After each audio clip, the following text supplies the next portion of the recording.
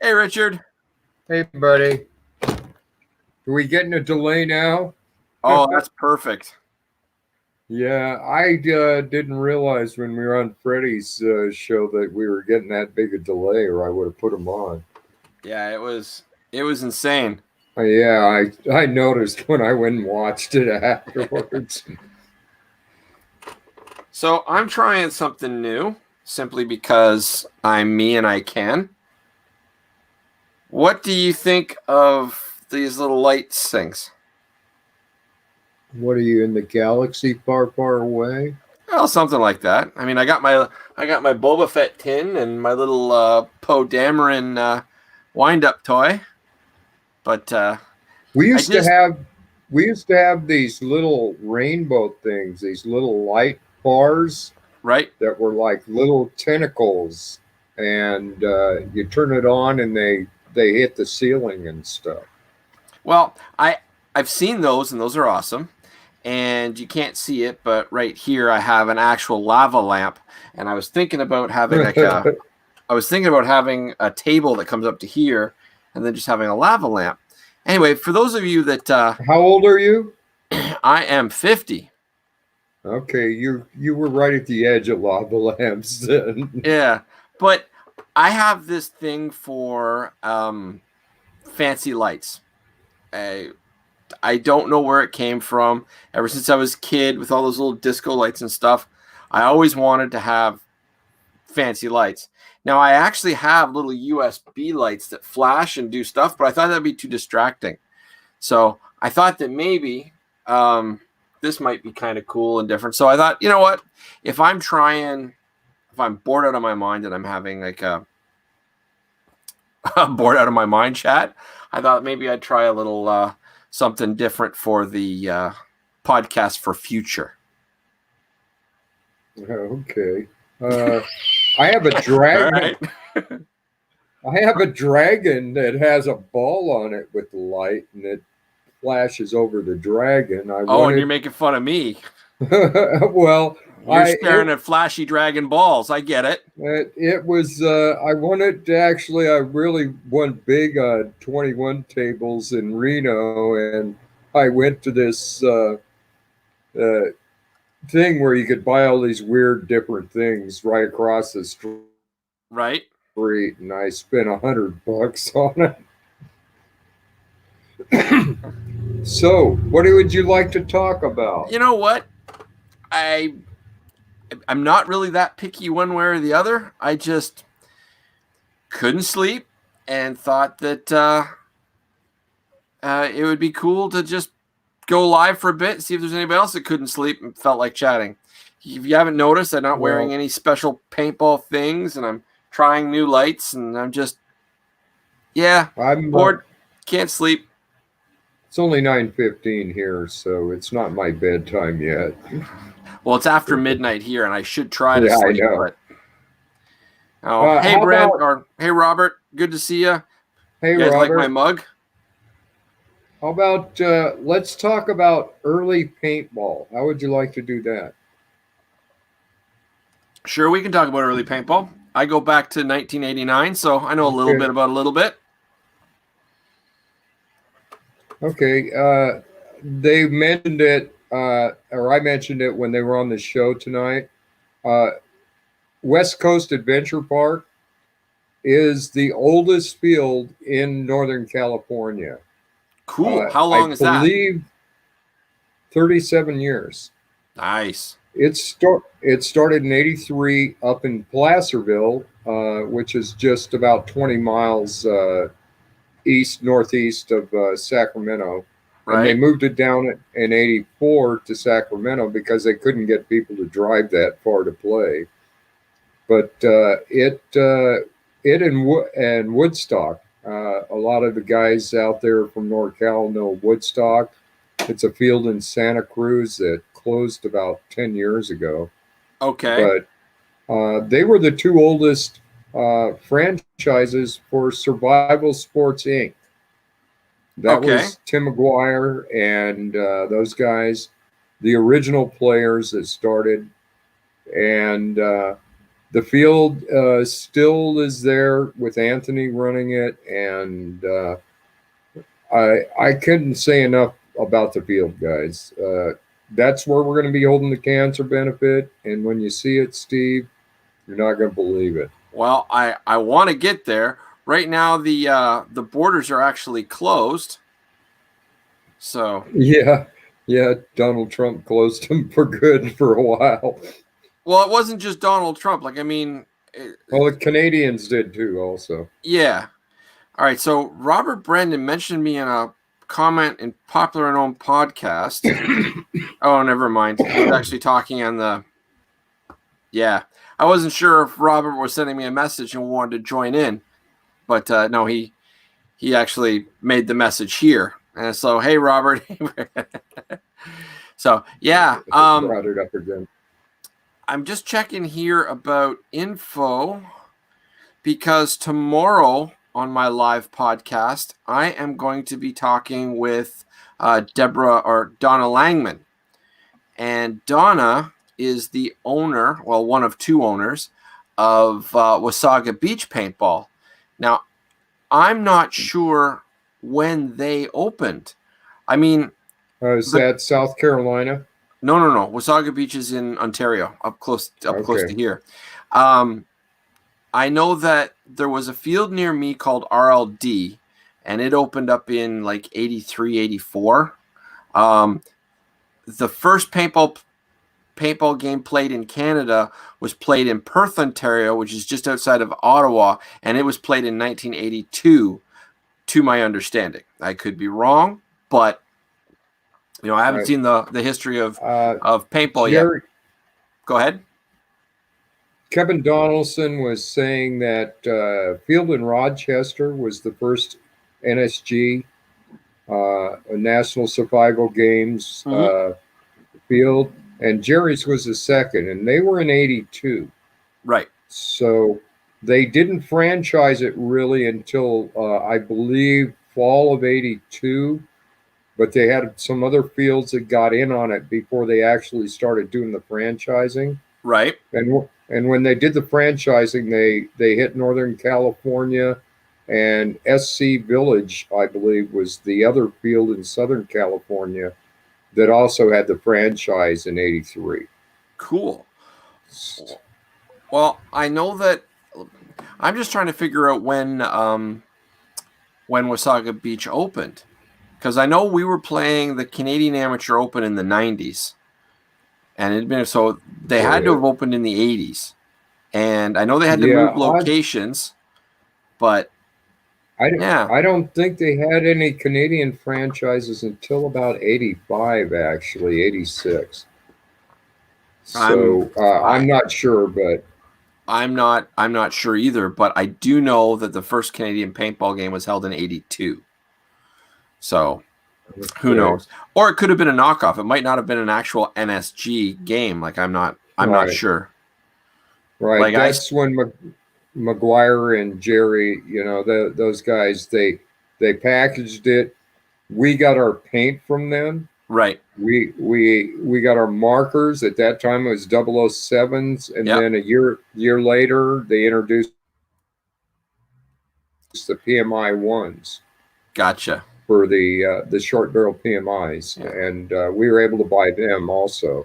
But the main thing was back then, you could not get paint anywhere but from those guys. Oh, really? Unless you knew some type of ranchers, unless you knew a rancher or something that was doing it, that was part of the franchise, was them selling you the paint and the name, so that at that point you could go out and promote it. But as far as I know, they were selling Nelson.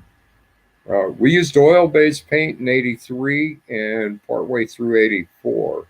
Right. And then around the end of 84, they introduced soap base. And I never played with oil-based. That's one thing I never did. Everything else, UVEX goggles, the Woodstocker masks, the PMI wraparound masks. Actually, I should pull mine out one of these days.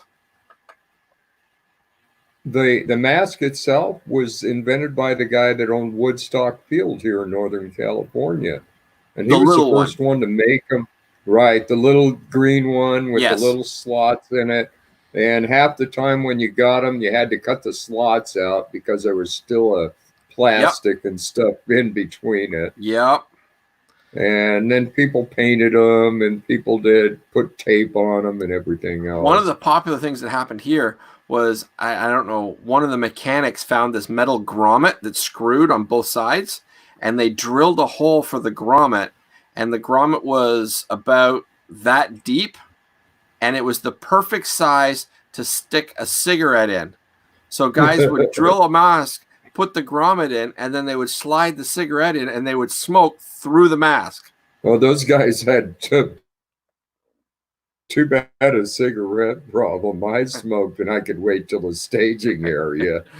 Yeah, I'm just saying. But they literally put a that- grommet in the mask, and they would actually play paintball with a cigarette in their mouth. We the dogs guy on our team, we were sponsored by Scott Goggles, or not Scott, excuse me. By Univex, or not Univex. Uvex? No, it's a company that isn't a Jones Goggles. Never heard of them. And Jones had gradient lenses. All right, one second. You keep talking. I'm going to Google this. Okay, I'm listening. Jones Goggles, and they had Univac, the gradient lenses, and our guys took them because they were motorcycle goggles, I believe. Right. And we took them and we made these wire masks that you could put the goggles in and glue it into the mask and stuff in the thing, but you still had great breathing. You could tape it with like Tiger Stripe. We were sponsored by Tiger Stripe, and they gave us the netting, right? And we did masks that way with the netting and stuff on them. So Jones was, I think, our first sponsor besides Tiger Stripe. Did you find them yet? No, they're just showing me JTs and Scotts and all sorts of stuff. Yeah, Jones was a motorcycle. They made motorcycle goggles. JT and Scott did also, but they were the bigger companies in that at the time. Our first sponsor with goggles was Scott with Marty Bush, or Marty Tribe, excuse me. Right. Marty Tribe was their salesman. And I'd known him since I was like 16 up in Spokane. He was a dirt bike racer. Right. And he was very good nationally. He was in the top 5 almost every season for, I think, 4 or 5 years. Awesome. Well, I've met Marty Tripes. He was I liked him. I was actually sponsored by Scott's Goggles through Twilight Zone out of Michigan for a number of years. Yeah. Oh, hey, Marty's Kathleen. a great guy. So I knew him through that, and he's helped me, and I still keep in touch with him. He's retired and up in Spokane now. His dad owned a motorcycle shop up there, Tribes Motorbikes. Okay. And he was Honda sponsored, and he's back there now, I guess, running the business for his dad. So he doesn't play paintball at all anymore?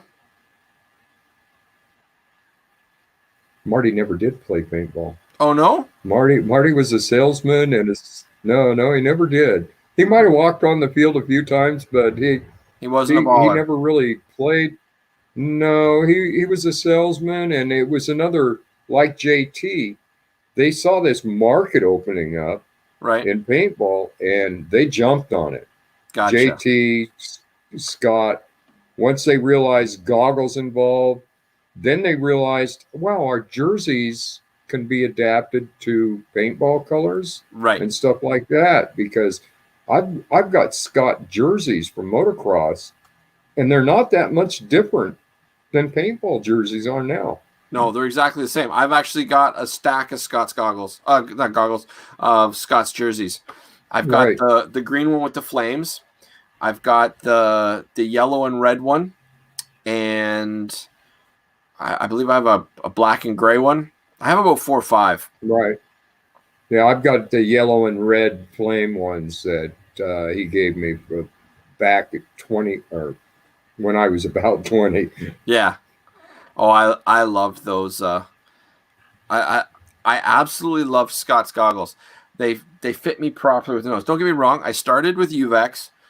I hated those, but you got to be safe, right? And that was all that there was. And then I went to the JT got the whippersnappers, I think they were called. Right. The ones that were after the I mean the real small tie mask straps. one. Yeah, the real small ones. But you remember the tie straps that you Yeah, would actually to hold the lens in the frames? to hold the lens in the frames, right? Yeah, I didn't have that. I had the next ones that had the snappers that came through, so they were the same, but they didn't actually have the tie straps holding the lenses in. I Right. went to that and Go ahead. okay, so I went to the JTs and then I had the ear armor on the JT glass because I didn't like the idea of my ears getting cranked. I don't know what it was. I was always paranoid I was gonna get shot right in the ear when so I always had those ear armors with the foam around them that went around the strap, and I used those for the longest time. And I started switching over to the bigger JT masks, but I always found that the bigger JT masks felt really, really heavy on my face, and they didn't give me the protection that I liked. Well, And then I got go ahead. I use the soft ones, the flex goggles for years, and Right, I've been shot so many times right in the front of the face with those. Mine, I oiled them down right, and then heated them, and I made them super soft so you could hit them, just splash them, right. and paintballs would just bounce right off of them. So it was almost not like wearing a face mask at all. And back in the day when JT started getting bigger lenses, Right. most of us stripped that small mask off, and we just wear the straight JTs. You know, Yeah.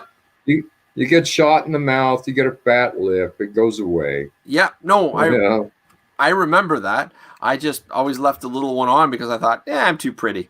But no, and then Scott's goggles. I got sponsored by Scott's, and I was getting them for like a full set of goggles for I don't know, it was like $10 or something stupid like that. Like it was, but you remember sponsorship back then were so much cheaper, right?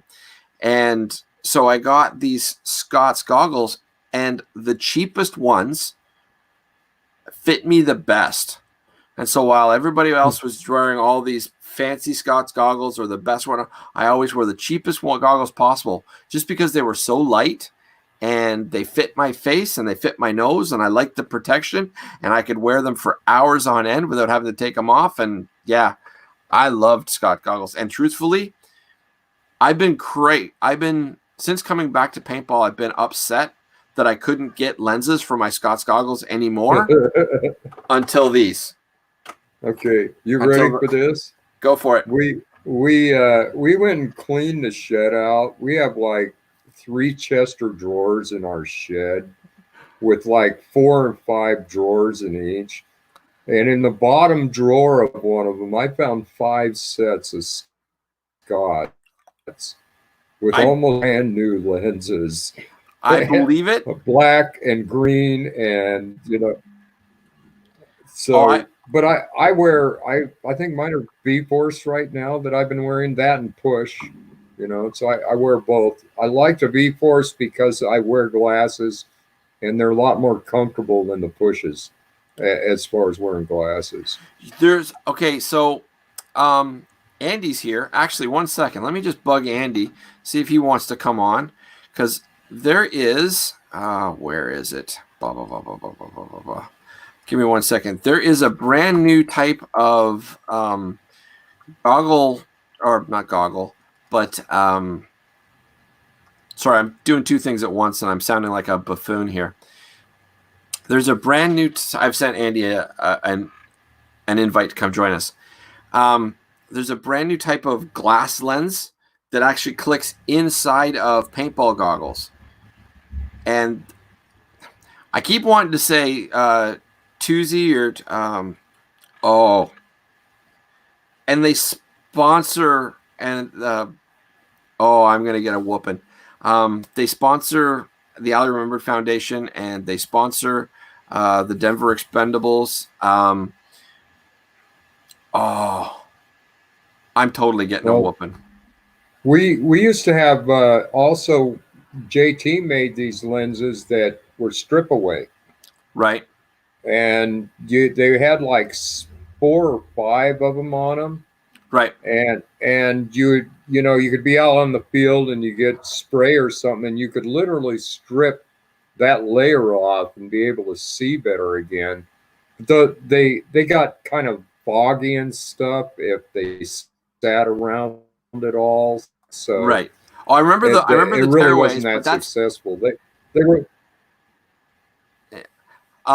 Andy chimed in. The lenses are called Uzis.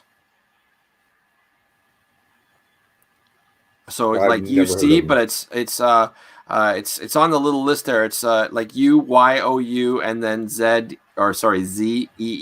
So they're called Uzi. And they actually, you can get your prescriptions and they click right inside your glass in your goggles. Oh yeah. That I don't know how that would work for me because I'm so used to having my glasses on that it kind of makes you kind of weird. Right. I'm sure I believe it's Mike Hackett's going to be like, yay. Have you tried this yet? Z Clear? No, I haven't. It is a lens cleaner. Lens cleaner? And it's more than a lens cleaner. It's also an anti-fog, and it does a whole lot of things. I was given this at Las Vegas by the guys at the booth, and I've been using it on my Oakleys and on these. Now there's a spray that you can get for actual paintball goggles, but this is more for your glasses. I am absolutely loving this. So for the outer part of my lenses, I use the fog thing that they use to get rid of the fog look on your headlights. Yep. I use that for the outer on mine because it also puts a silicone base on them. Okay. Which helps with them getting scratched and stuff. And I'll do that like once every 2 or 3 months. I'll just put a light coat on that. And it actually brings back some of the life to the lenses. Well, that's I'm cheap. What can I say? This does that too. And okay, there's like a deal on this. I'll mention that I talked about this to Mike Hackett and see if he can't see if we can get a sample out your way. And tell him to send me some for the cancer benefit. Well, there we go. We'll try that. I'll take anything. I when it comes to that, I'm a paintball whore. We all are, brother. We all are. But yeah, no, this was a test that was given to me, and I've absolutely been loving this stuff. So yeah, I think go ahead. Will Aro with GZ, they have some type of thing like that also that he was telling me about that they're using. They have a guy stuff. They got a guy that does a lube, and then I guess he's branched out to also making this lens cleaner too. Oh, okay. Well, that's new to me then. So, but yeah, I actually did a podcast, and it's on YouTube, or I uploaded it to YouTube, where Mike explains everything. I'll send you a link later. I'm not trying to plug their stuff. I'm just happen to be the topic. Hey, take care. Yeah, I plug anybody that's going to give me stuff with a cancer benefit. Yeah. Well, no, hey. I don't know one way or the other, but I'm just saying. See, that lets me know that my speaking of that, Steve, so I now have at least 1 or 2 more markers besides the 4 I'm sitting on. People mutter about it. Isn't it uncomfortable to sit on markers, or is that your thing? Well, I get to play with them too. While you're sitting on them? I have these in. I've got to test them.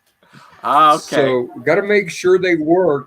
got to make sure they work for the people. Now, for anybody that's getting these, I have not shot paint through them. They just I've smell just like put a poop bottle to them. I know. I just put a yeah. because you're Thanks. sitting on I them. just right. Yeah. You know you. I'm gonna get you for that. I'm sure you are. At one point, that's all I really need. But So- anyway, so- no. I get Go to ahead. have fun. I get to Oh, have yeah. fun that the ones I've gotten, put a little air to them, make sure they work. Again, for everybody, I'm not putting paint through them. But I got to fire up Marcus's marker the other day and put it on the highest setting, and that thing just rips, man. I couldn't believe the speed on that thing. Now that was the 170 or the 170R. Yeah, the 170 I'm yard, slowly playing through all the and different. it commanders. just it's really easy to set too on the handle or Yeah. on the grip frame. You can set it to whatever level you want. No, I Yeah, didn't no. see if you could lock it in or whatever, because on the mechs there's got to be a locking on them, Right. and I haven't gone through the manual on that to find that out. You but can lock them, yes. But did he send you the mechanical 170 or the electronic? electronic, Yeah, those things are wicked. yeah, As much as I love Planet Eclipse, and I mean I absolutely love Planet Eclipse and all of their stuff, I am not a fan of the 170 mechanical version. I got to hold one in Vegas, I think it was. Maybe it was World Cup. I don't remember. But I can keep targeting But the because same it went to the over single again, trigger, increasing it has a little ridge on the right. on the pistol grip that I don't like. I don't like finger Then I grooves just have on my one pistol badass grips. samurai. So Yeah, this has got the blade trigger on it, right, but and right, which yeah, is the but that's the electronic. double, so it doesn't have finger grooves. Right. But the single triggered mechanical ones, they have a grip. Now I'm not sure who is in the room with you, but they're actually coming in louder than you are. Are you guys hearing that? That's my son and my wife. They just came in. They were playing Magic: The Gathering out on Oh. the patio tonight. Oh, that's awesome! I love that game. I haven't played it in forever, but I used to have a black and red combined deck. Oh, my wife and son have thousands of cards.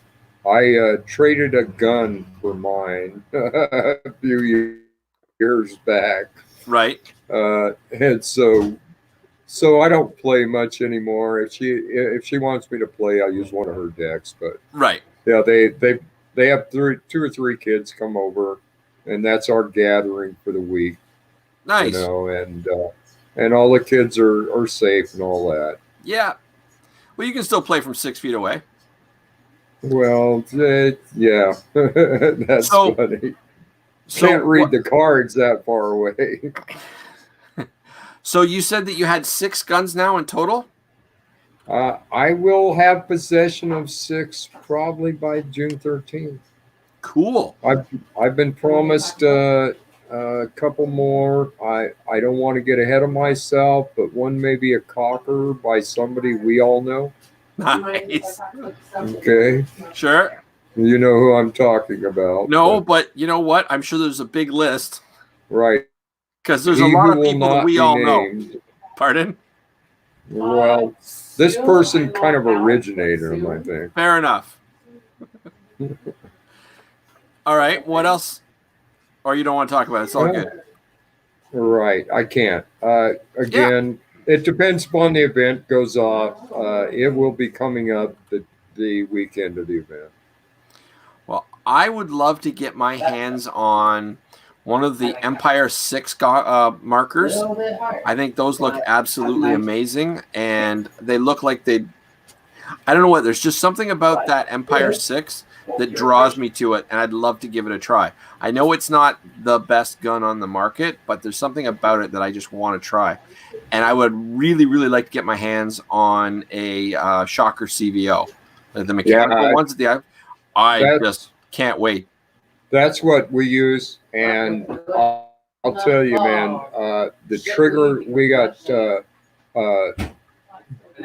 Dirk Dillon's son does all the Yeah. triggers for our team, and he has them right on the hair, man.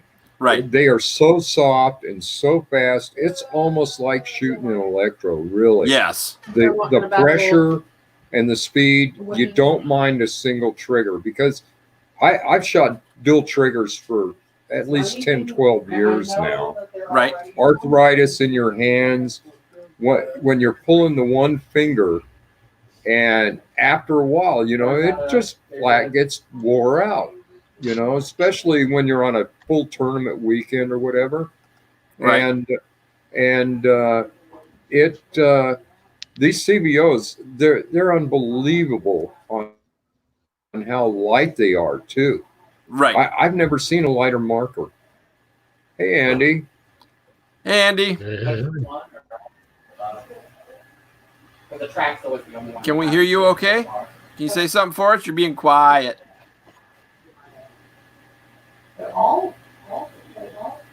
I'm not hearing anything from Andy. Andy, you might want to just bounce out and bounce back in again, my friend. Hold on. Oh, now I got you. I can hear you. Say, little ducks. Say, I'm a little duck. Well, you got to get some kind of duck thing. The quick red. Got to adjust. The quick red fox jumped over the lazy dog's back. That's actually in communications. We used to use that on teletype machines to type and test it. Yeah, better, but now you actually sound like a duck. He's got a delay. Does he? Yeah. Oh. I'm just checking here. Somebody said the CVO is great. I want to see who said that. So bear with me a second here, guys. Who said? Oh, Dan Morgan. Dan Morgan said the CVO is great. Hey, Dan. Yeah. Bottom line, we wouldn't use them if they weren't good. No. We have our choice of almost any mark of the Ironman that they want to use. Right. And the fact that we're using those tells you volumes about how good the quality. Even when you break paint in them, it clears real well. It's surprising how well you can clear the gun and still keep shooting. So again, I don't know a mechanical mark or non-electronic that's on the market that's as good a quality. Gotcha. There we go. That's a bit better. Are you there now? Yeah, I had to adjust for the headset because everything's set up for snowballs and didn't want to be blasting out the wife who's sleeping. So 1 second. I'm going to see still awake. if Robert Brandon wants to join us. 1 second. Keep talking. I can hear everything you say. I got to go anyway. I've got right. a pizza in the oven. Was it put there by one of those markers that you were sitting on? Yeah, right.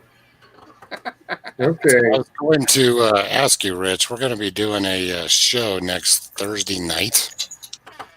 Where I'm getting all the field owners in Colorado on for sort of a bringing paintball back in after the whole COVID type thing show. Let everybody talk to all the players around the state. I don't know if you'd be interested in jumping in there and talking about the cancer benefit for a few minutes or not, just to get the message out to all the players around. Yeah, I'd love to get Colorado involved. You know that, buddy. We talked about that. And yeah, I'd be more than happy to go in and talk to them. Again, we're looking at June 13th. I don't know how Colorado's opening up, how quick they are. But second. I know you guys have a Democratic governor too. And that makes it a little, I hate to say it, but it does make it a little harder. They're going to be opening up on Hey, Brandon. Robert You're joined gonna us open as up well. the 2nd of June. You guys are gonna open up the 2nd of May or the 2nd of June, Andy? 2nd of May. Oh, that's great. I wish we could open up that soon. We're looking at maybe the end of May before they're going to allow us to open the fields themselves. So Yeah, and that's why we're going to do this thing next Thursday night. So it'll be the Saturday. All the fields will be open up and people be out playing. We've already got an event posted for Ladies' Day and all kinds of stuff. So how much are air tickets back there now? really cheap, I'm guessing. I want to play, man. Well, you've got the time. Road trip. That's Right. even cheaper too. Yeah. By the way, hey Robert, how's it going? Would mean We're doing my good. wife and Oh, there's a comment here. Kathleen says, "Hey, brother. what's up, Robert? Hey, Kathleen, do you want to join on too? Richard's going to be dropping off because he's got to go get pizza." I still say it was inserted by the mic. Anyway. Yeah, you need to come out here so I can get even. I'll make sure your ass is in the celebrity shoot, and I'll pay $10. Hey, if I can get there, I will hands down take the beating of a lifetime if that helps your charity event. I will. With helping the event, I'm going to shoot you in the sides of the legs. You know how it is? We used to initiate guys on the team, and everybody shot them in the goggles. I shot them in the inside of the legs. Yeah. And they would remember me for weeks Forever. after that. Right, because they're used to getting shot. They didn't pad the inside of their legs. They padded up by their chest and all that and around their heads. Their inside of their legs were real soft. Yeah, but I'm an old school ref too, right?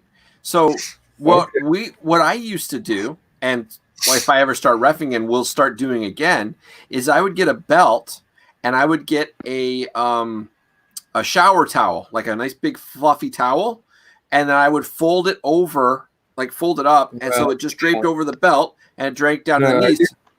No, you can't do that in this. What do you mean I can't do that? It kind of looks like an Indian sort. Well, I shouldn't say Indian. That's not the correct word. Yeah. Native American. It looks like a Native American loincloth kind of thing. Loincloth. But it catches paintballs, and you don't feel a thing. The guys who actually do that still is the Psycho Clown Posse guys from Southern California. They wear like a towel that has their thing on them the whole time, and it does catch paint. Right. Yeah. They get bounces. Yeah.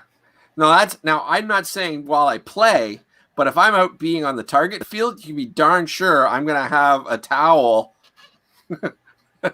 draped, protecting all the inner thighs and everything. Right. I don't think the rules will allow that, and I make the rules. Especially after this gun shit.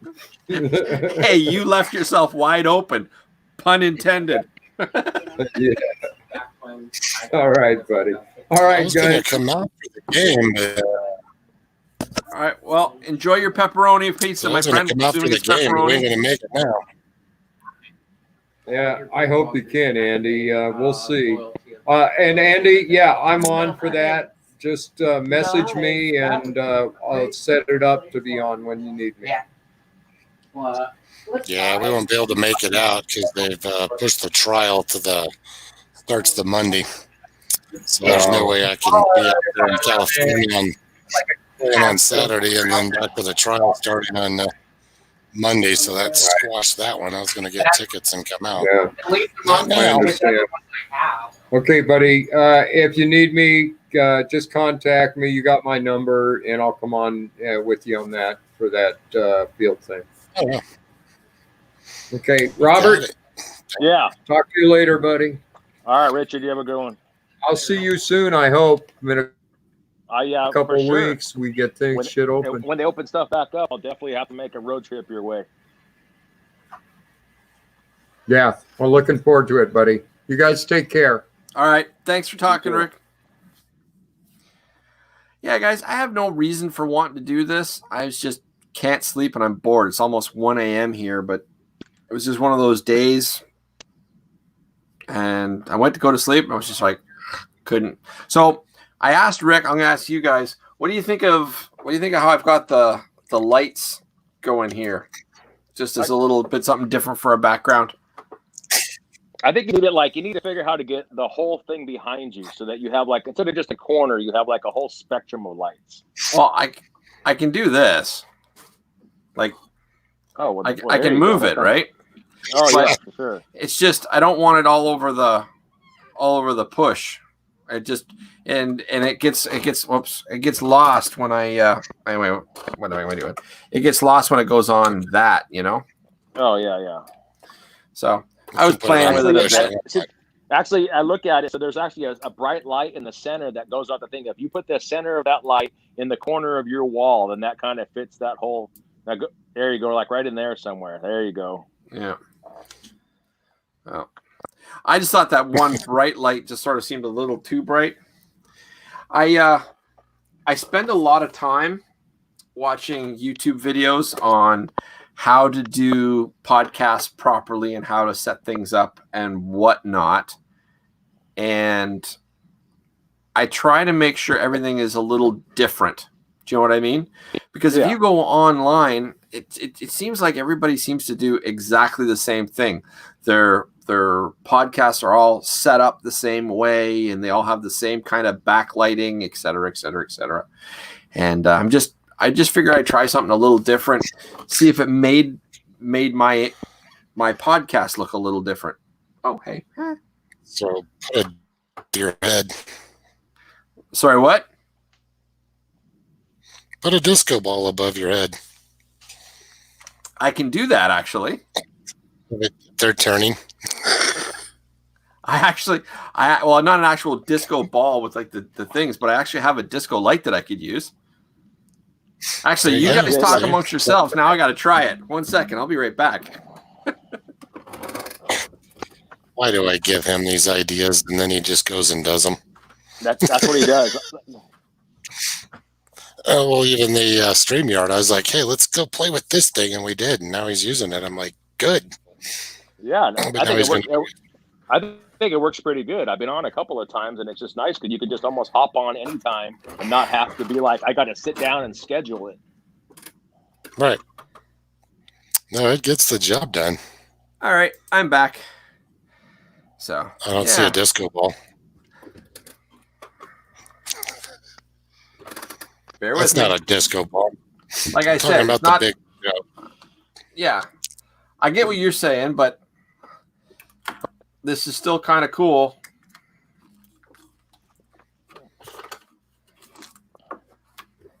Just gotta. So now you'll make me go get mine out, and then I'll have a bunch of lights mounted everywhere.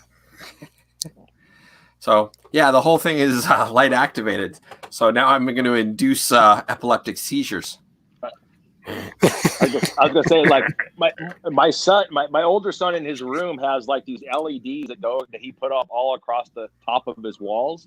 Right. And they're like on a strip, and they has like a little remote control, and it can change like 20 different colors, and then it has like a repeating rainbow it can go around. Right. And he uses that instead of lights in his room. He just has this stream of LEDs that are like little microfiber little style lights that he just has all across where the ceiling meets the wall.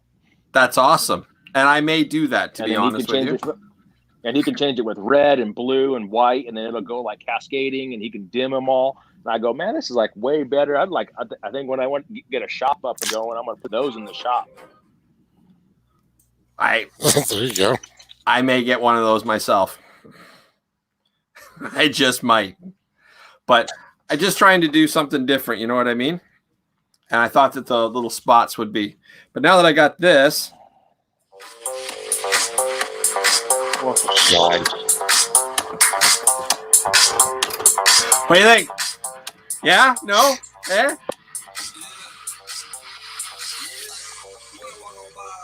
Damn it. Anyway. So, yeah. I think that's a little much, though. Yeah, a little bit. Just Actually, a tad. I'm kind of, okay. I got to try something here now while I'm playing with this. If I go to settings and I go to green screen and I select bricks. Okay, it keeps flashing. If you turn your light off, it might be able to work. Well, yeah, but I mean, there's only certain greens, so now it's just like. Oh. Okay, that's funny as hell. All right, really annoying. Bad, you have it's like a really bad acid trip that you didn't really Right? want to have happen. All right, so anyway, At this stage of the game, nobody needs an acid, to go tripping on. We're already doing that already from being stuck inside. yep. So, all right, that was enough of the. Oh. Catherine said, "What's up, Robert?" And then she did like a face palm thing, and yet I sent her a link. She could be part of this dance party, but no. So how are those stickers working out for you there, Steve? Absolutely fantastic. I love them. B. Young Paxton actually asked where I got them. Don't be surprised if she reaches out to you to get some. Sure.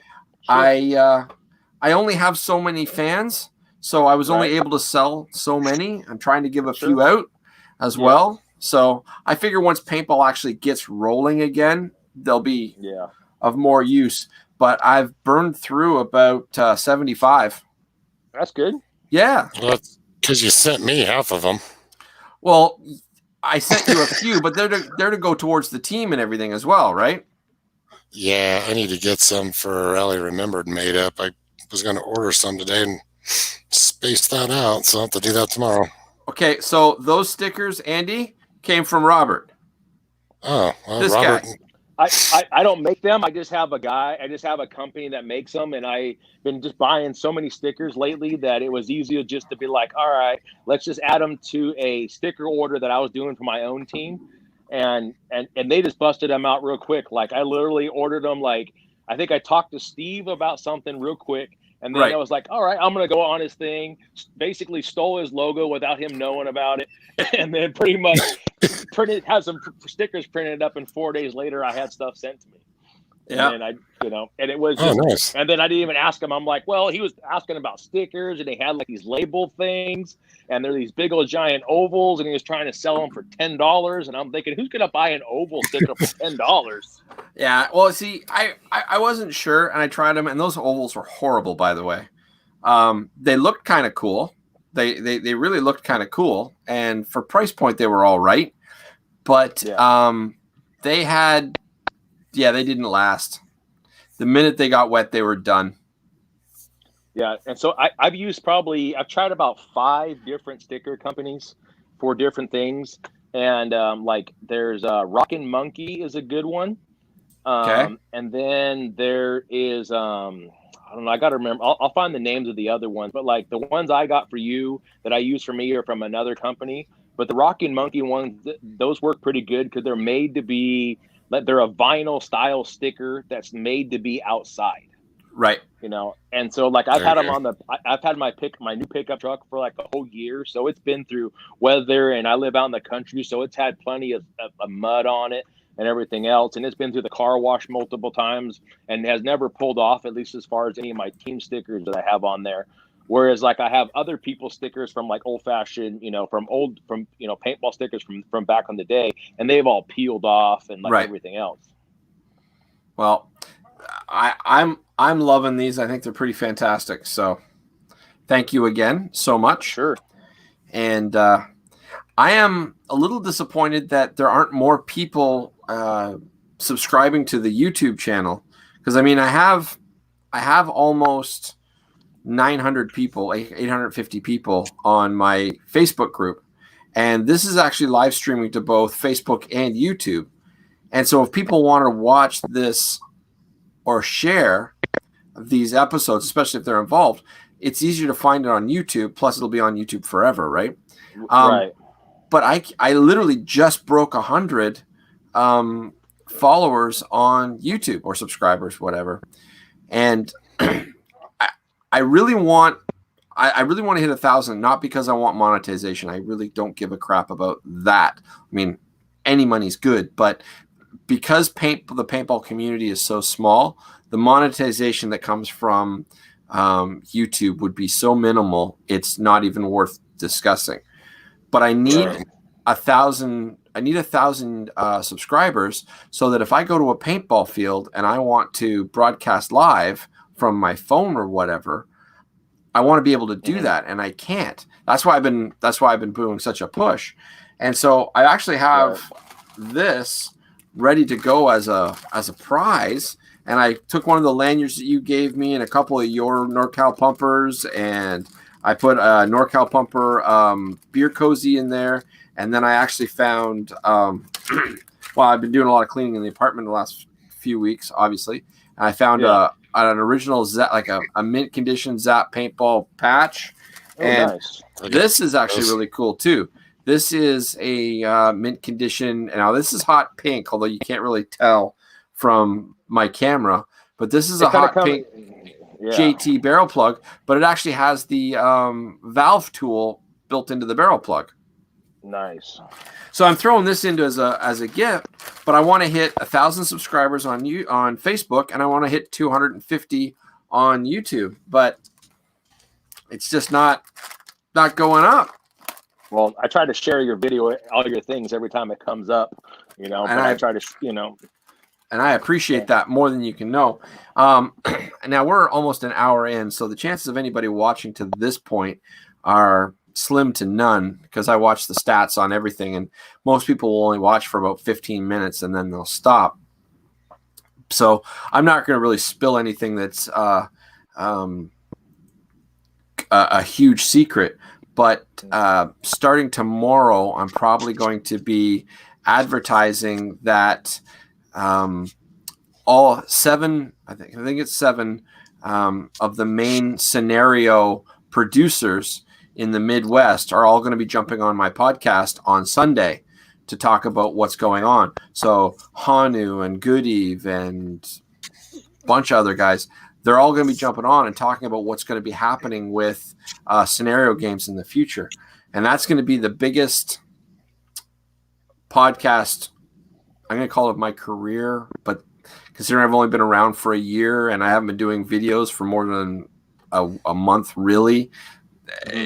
But to have 7 of the biggest producers in paintball coming on all at once, it's going to be a big deal, and it's going to be live streamed to both Facebook and YouTube at the same time. So I'm really looking forward to that. I was supposed to be getting that hammered out tonight, but the person I was talking with, he had a bit of a migraine and stuff. I said, well, we'll just take care of it tomorrow. It's not a big deal. So yeah. Well, I mean, once it gets out, they're all going to start promoting it amongst themselves as well. Right. So it's going to push what I do. So here's hoping that really skyrockets the subscribers. Yeah. So, actually thinking about talking with you, how you boost your numbers. I was just trying to think I could easily run a slight little, not necessarily a contest, but same thing like how you have a giveaway.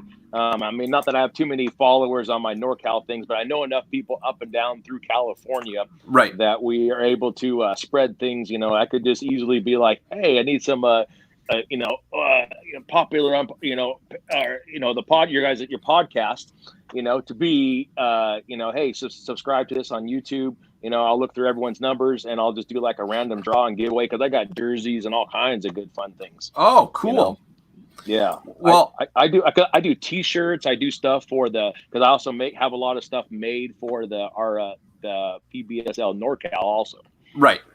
Yeah. Well, you sent me a whole lot of really cool things, and that's awesome. It's absolutely amazing. My sons keep going, can I have the jackknife? No.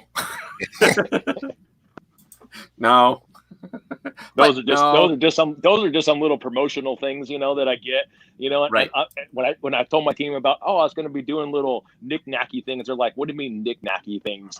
And then sure enough, I get these little like pocket knives, and I've done bottle openers, and I've Right. done little things, you know what I mean? Like, you'll throw those things like in your toolbox, and 20 years from now, you'll pull it out and you'll be like, oh wait, I remember this. Yeah. And that's how, and those are the things I want to be, you can remember the things you're like, oh, and sure enough, it says NorCal Pumpers Union right on the side of it. Well, I'm planning on giving that away as one of my. I'm planning on giving the knife away as one of my prizes in the future, but it just, I don't know. It doesn't seem to be taking off as it is right now. So I'll hold on to it for a bit, and we'll see. I've got a little box. As soon as the COVID clears, I want to start making my own T-shirts again as well. Actually, I wonder if I have a picture of it. Have I shown you what the new picture is going to look like?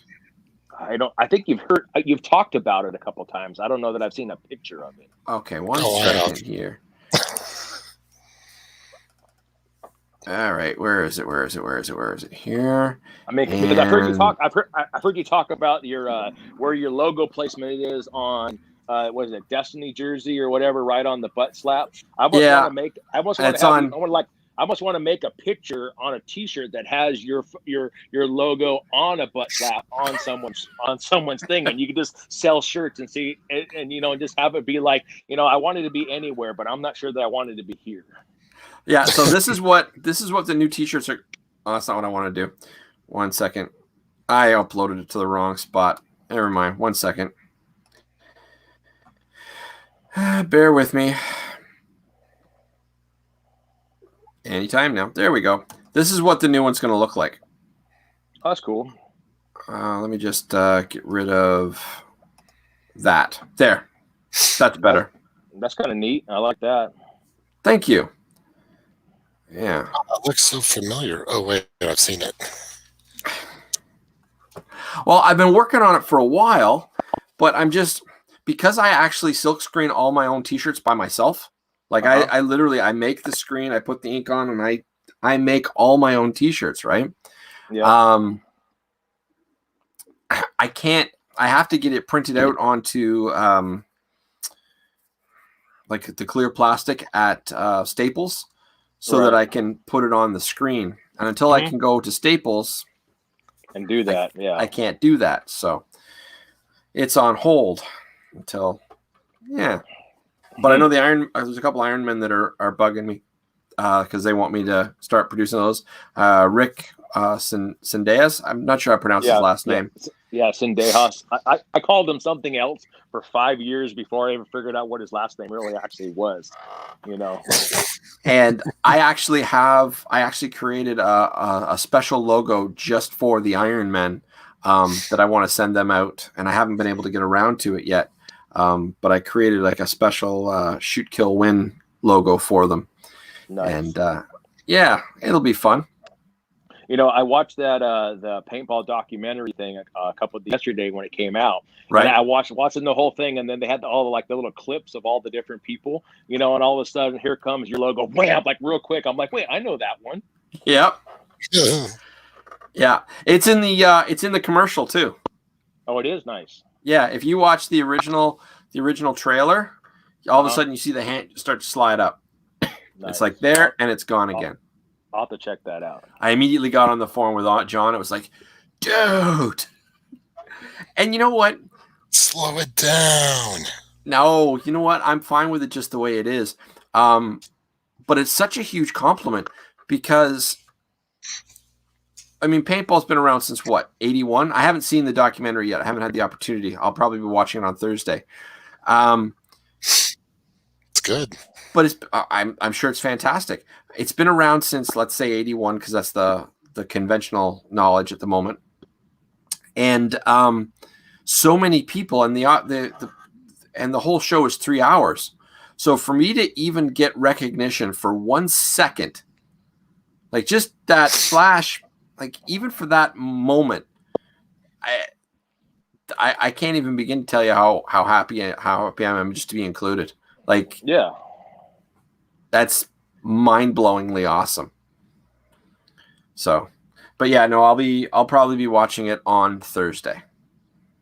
So it was good. I watched it. It Still was like like, it was definitely had a lot of information in it, and I liked it how it was laid out, that it kind of told the story, and then it has the things that it brings back, and then it almost does like a restart itself back over from a period of history each time. And it was so like it kept you captivated the whole entire time.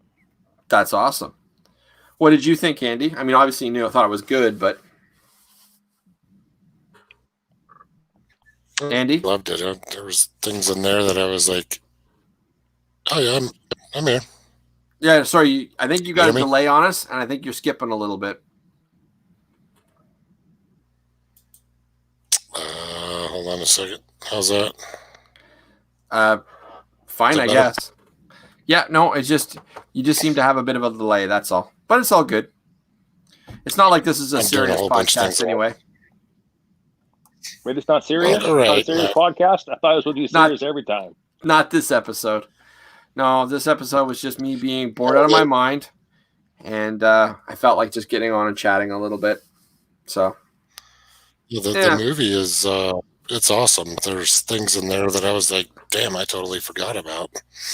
Yeah, and there's stuff in there that's not in there that you're like, well, that was important too, and all these things happen, but you can only put so much into a 3-hour documentary. So right, it covers, and for those that don't know that weren't around, back in the 80s like we were, right, you're like, yeah, it's going to educate and do its job, even though there's so much more that happened through multitudes of those years that you're kind of like, I wish that was in there, but hey, it's getting the job done. So very well done.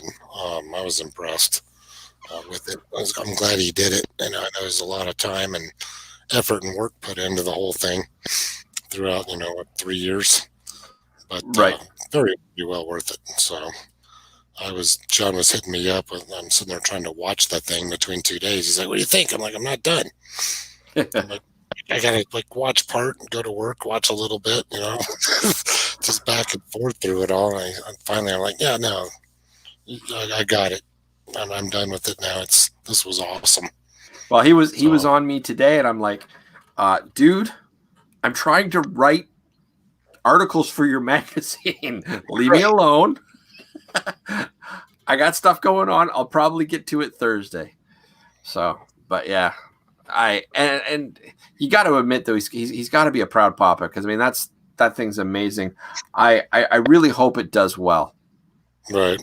I know that I was online the other day, and without naming any names, somebody asked about if they knew where there was a bootleg copy, and that just irked me. Like, don't get me wrong, I'm not against seeing a bootleg copy here or there. Like, I mean, I plan on buying the Blu-ray, so if I was to have seen a bootleg or something, that wouldn't bother me, because I still plan on buying it and supporting it.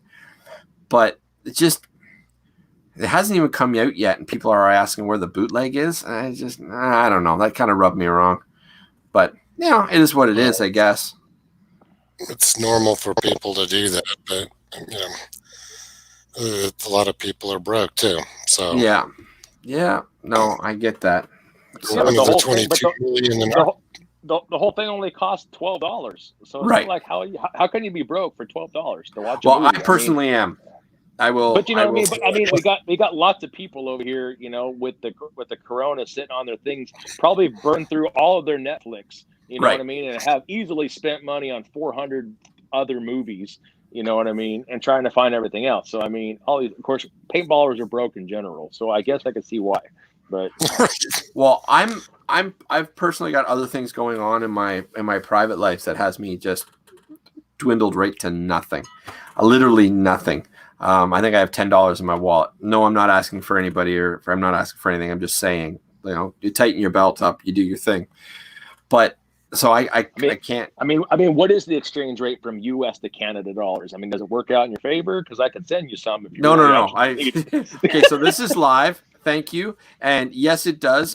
In answer to your question, it's like $1.35 At $1 American is like $1.35 Canadian. That's how it sort of works out. Dude, Roughly, that's a lot. but it Ooh. it varies. Yeah, but no, I got stuff taken care of for the most part. For the next few days, I just got to winch right up. But crap, I forgot where I was going. About that you were broke, and all paintballers are broke, and Yeah. And somebody asked you for a bootleg copy. Yeah. So, I don't know. But with all I'm surprised that more people aren't watching more content online as well. Like, you think about how many thousands of paintballers there are out there, right? And like, this is not a serious podcast. It's in the middle of the night. Everybody's ready to go to bed or whatnot. So I did not expect people to be watching. And there's only one person actually watching right now, and I have no idea who that is. But they've been watching for a while, so it could be one of us streaming while we're talking. But even after I advertise that there's going to be a lot of people, or that there's going to be somebody big on, I'll still only get maybe 10, 20, 30 people, even if it's been promoted like a lot. And that's all fine, well, and good, which is one of the reasons why I make sure everything goes on YouTube, so people can put it on their agenda to watch at a later date. And right now, my most watched YouTube is the one with LEDs, and it has 221 views, which I think is pretty awesome. Actually, I have another video that's got more than 220, but it's been out for months, and it's only like 10 minutes long or something stupid. Yeah, it's got 299, and that's my original episode, and my $40 Automag that I bought. But I'm just surprised that with people like LEDs and the Skyball episode and whatnot, that more people aren't watching it. Like with Justin Owen of Justin Owen, team captain of the Saberwolves, there's only 18 views on that, which kind of blows my mind. Mm-hmm. So I'm really hoping that what's it called? The documentary does well, because I mean it's been hyped and hyped and hyped. I know a lot of people have seen it, but I hope enough people see it that it really makes some money for John.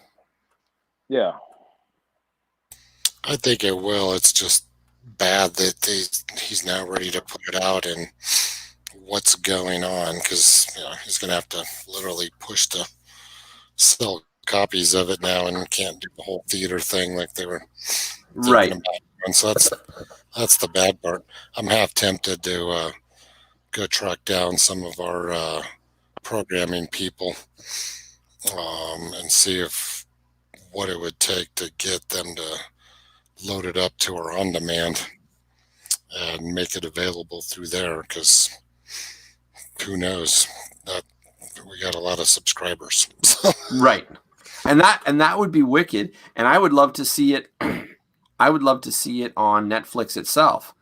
Yeah. Like maybe after a couple months, I would love to see it released to Netflix or Amazon or whatever the case may be. But something that if people just watch it for free, but it's still generating revenue, like a streaming service of some sort. Yeah. I'm still buying it on Blu-ray because I have to. When's he going to put the Blu-rays out? I don't know the answer to that question. I thought he said like a month or two. he said it's going to be about 3 or 4 months before there was going to be hard copies. Yeah, so that's the Blu-ray copy. So, Yeah. oh, what's this? Do you ever think about having younger kids on to see what they like about paintball? No, Yes, we talked I haven't thought about this it. before. I haven't thought about having younger kids on to think what would they hit, but I do have a younger kid of my own.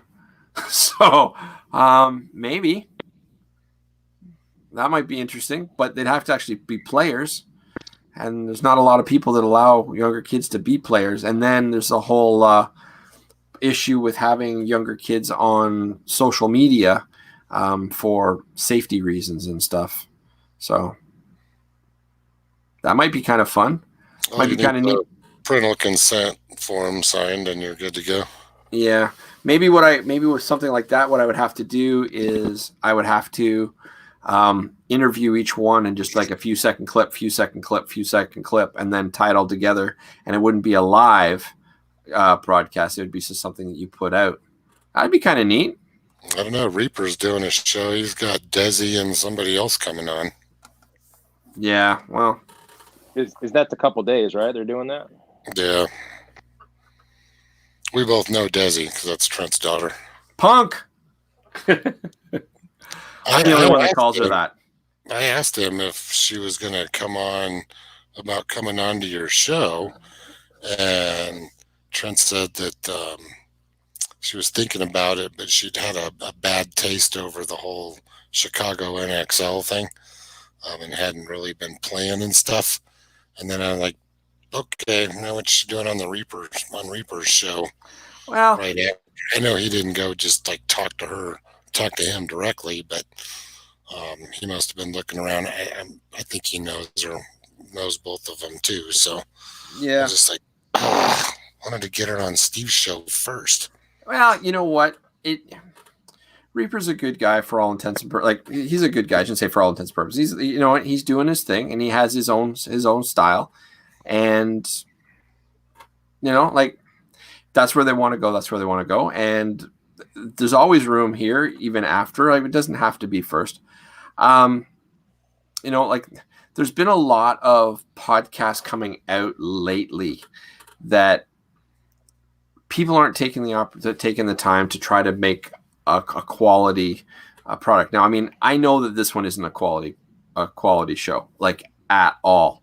But most of mine are. But this one, I'm flat out saying I'm bored and let's just talk for the sake of talking. But I've been watching a lot of stuff. Actually, it reminds me, I should really get this back up. A bunch of people putting them up there. Pardon? There's been a bunch of people doing them. Yeah, and that late at night, it was that important to have your logo up there, but yeah, no, I saw it. I was like, but that's what the rebroadcast later. So they'll be like, "What happened to his logo?" Yeah, but they're putting on, like, they're filling the screen with as many guests as they can. So, and I know I've said this a few times, and I hope I'm not offending anybody that's watching this. But I try not to have like the screen full of all 6 people. I try to keep it to 4 people max, because the moment you put too many on, it degrades the quality of the picture and the sound, and it all gets less. And more importantly, a lot of these people are all-stars, icons, whatnot. And so if you only have a 15-minute retention as a general rule on YouTube, and Facebook is about the same, although I don't have the stats for it per se, that's still the same because people are busy doing stuff. Excuse me. You've got all these icons on all at once, and they're like, oh, wow, that's cool. And then they stop watching. So all these great people are now watered down to nothing. Like, their story doesn't matter. It just dilutes the whole story, and I hate that as a fan. Like, it has nothing to do with me wishing that they were on mine or I can do a better job. It has nothing to do with that. If Reaper, just because we're talking about it, if he's doing a great podcast and he's got Badador or Bob Long or Don, like any of these great people, and he's got them on, that's who I want to see. It's not that I don't want to see Reaper. I mean, people aren't coming on my show because they want to see me. They're coming on because they want to see who I'm talking to and who my guest is. Yes, they like me, but they're not tuning in for me. I am not anybody special. I'm not anybody important. And I would willing to bet if you were to ask Reaper, he would say exactly the same thing. People aren't tuning in to see me. They're tuning in to see the atmosphere I create and the people that I bring on and how we direct the show. And we both have our own completely different styles. And I respect the hell out of that. And I respect the hell out of him. He takes it seriously and he works hard. Now, his style is definitely not my style. And there's a lot of things he does that I wouldn't do. But that's what makes us different. And that's what is great, because there's so many different paintballers out there and they like different things. So in no way, shape, or form am I jealous of Reaper in any way. But that said, if I tune in and there's all these iconic people on at once and none of them get to talk, and when they do get to talk, you only get this much of their story. Like, as a fan of paintball and as a lover of paintball, when I tune into somebody else's podcast, I want to hear them talk. I want to hear their story. I want to hear something from them. Now, a good host like myself, not that I'm calling myself a good host, but a good host tries to encourage that story and tries to move it along. And if the person falls into like a lull or there's a break, it's our job to try to move it along, keep it going, keep the energy positive, and try to direct the story as it wanders so it doesn't fly completely off. But when you're seeing these people are like, oh yeah, let's get all these great people on at once, it's such a disappointment because they aren't getting to talk. Do you know what I mean? Like, have you noticed that? Yeah, I have. Yeah. Like there was one, what was it the other day?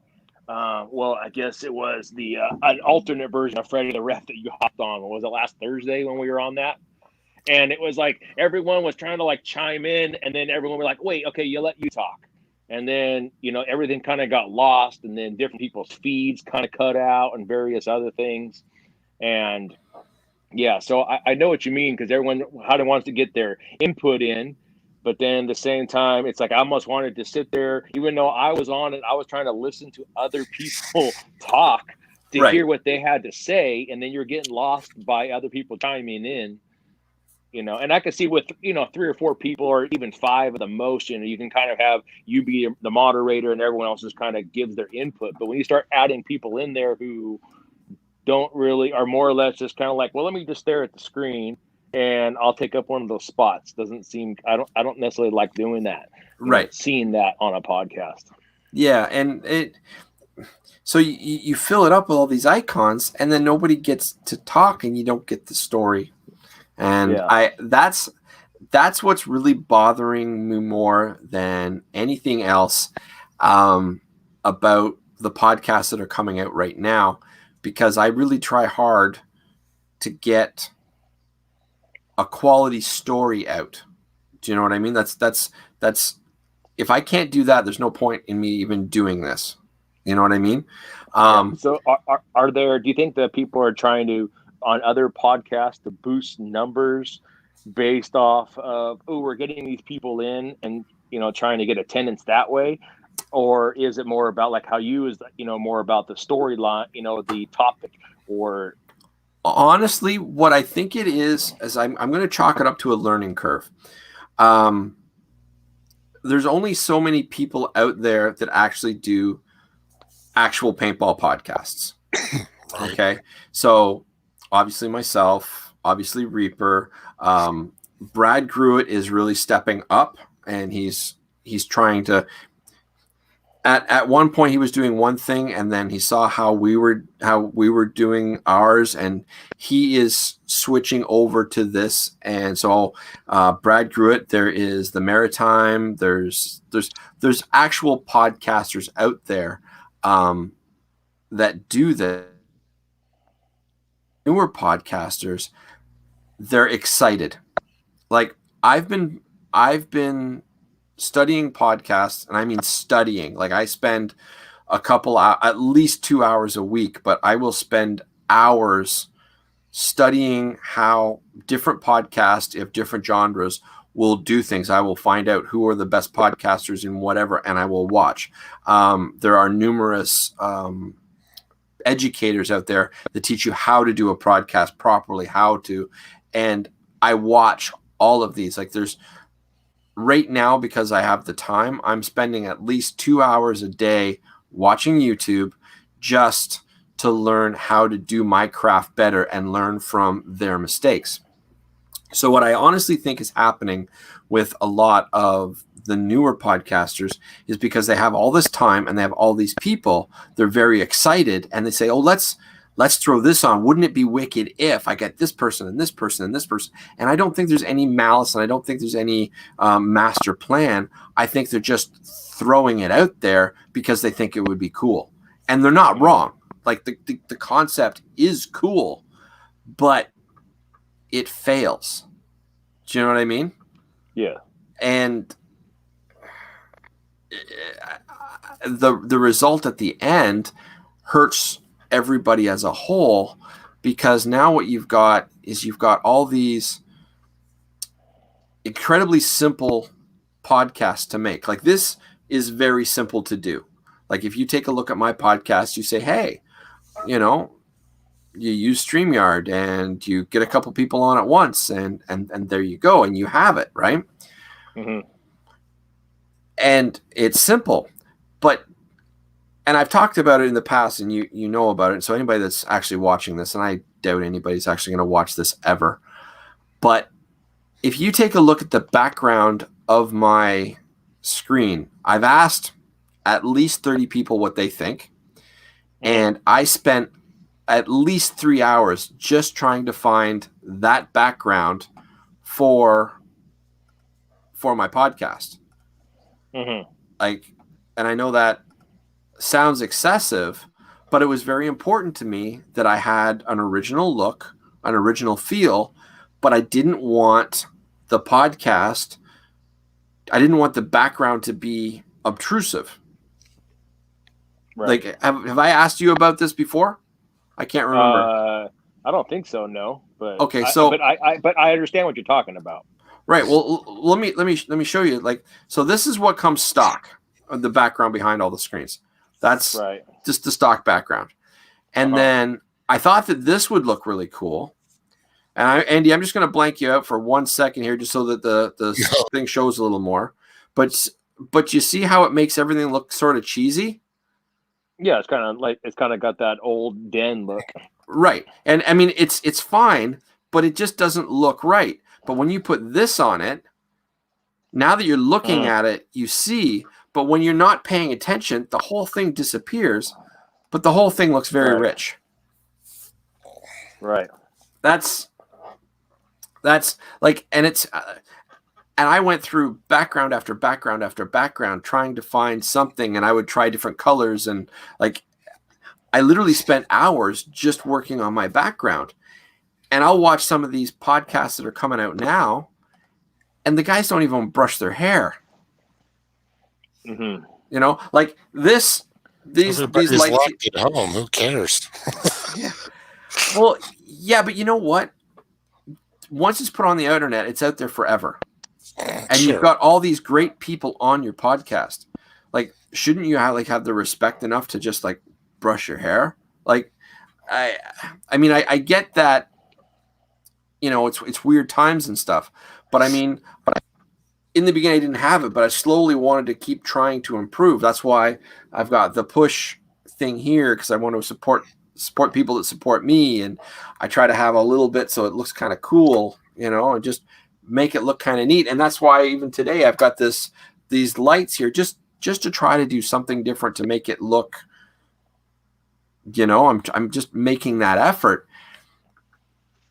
And a lot of these pop-up podcasts that are just coming out now, and I've seen quite a few, they're not putting the effort in. They're just like, oh, this will be cool, and oh, it's easy. It's kind of like art.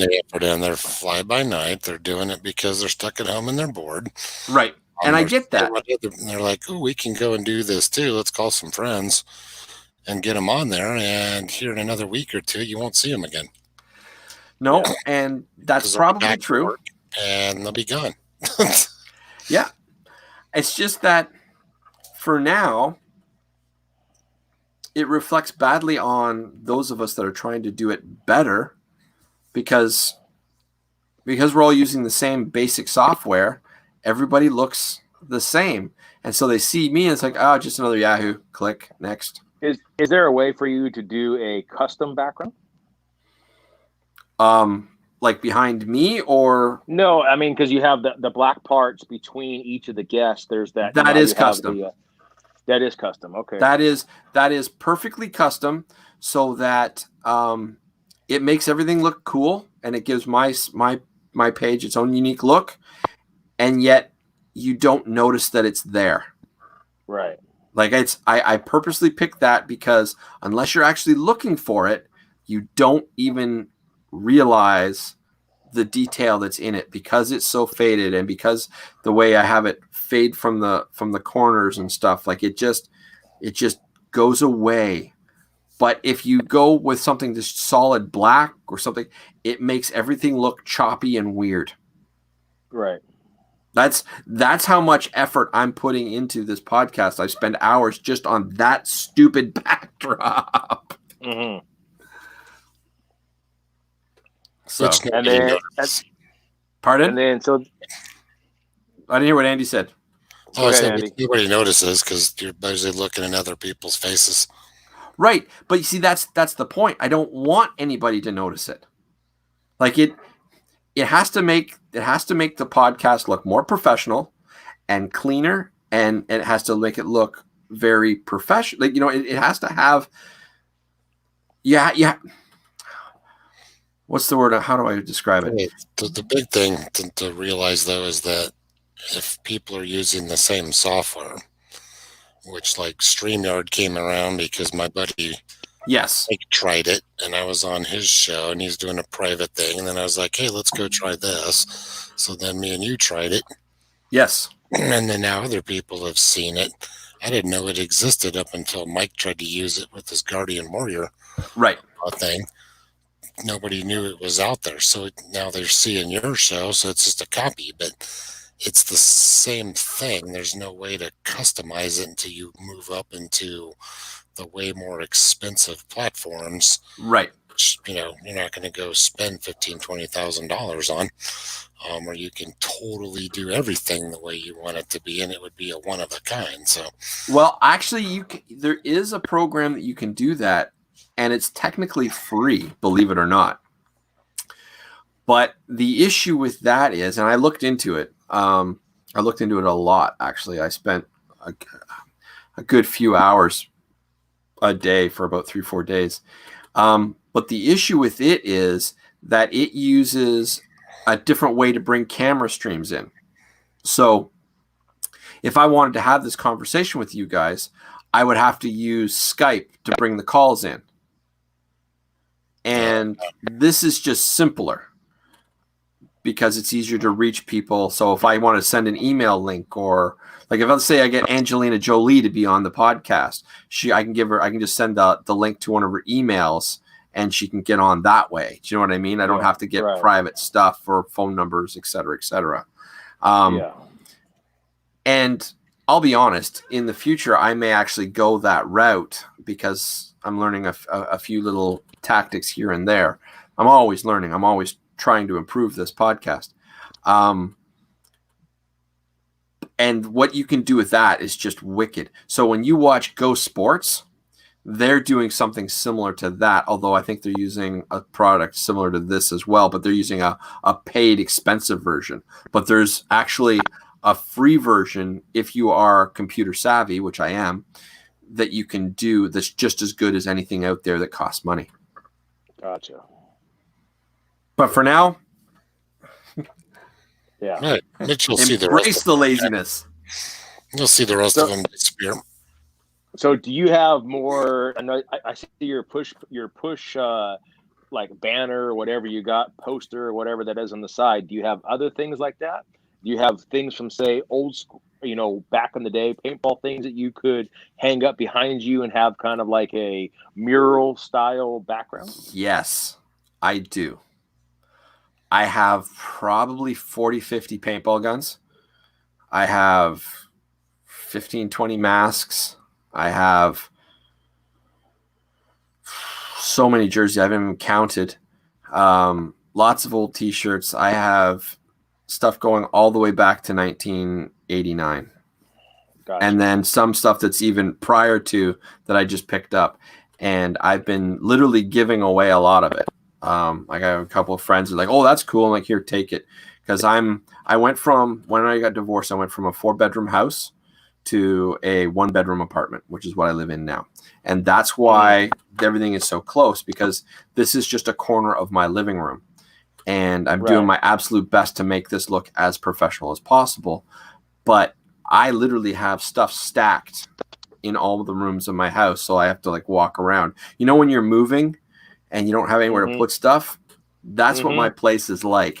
My garage is stacked to the rafters, and then you can't see it. Actually, maybe a little bit. If you see this there's a ledge right here.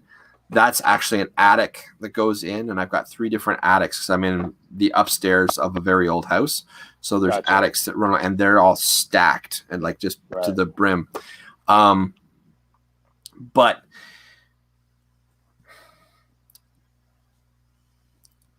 there's stuff going on in my personal life, and I may be moving in the relatively near future.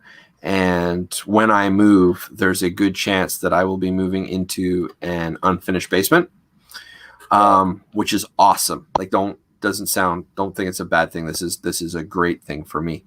And there's a lot more to it, but because I'm moving into this full-sized unfinished, I don't know for sure yet. I may be moving to some unfinished basement.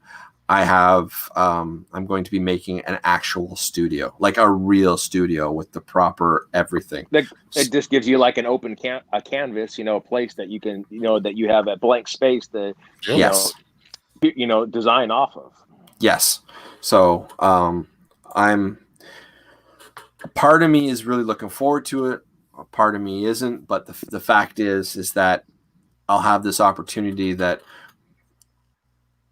it's just going to work out best for me, and it's got a whole lot of pluses. But what's the major thing is I'm really excited because it'll actually give me a studio so that when I create a podcast, I'll actually be closer and there'll be more room behind. Because right now I can't turn the laptop around and show you the room because the room is just jammed with stuff.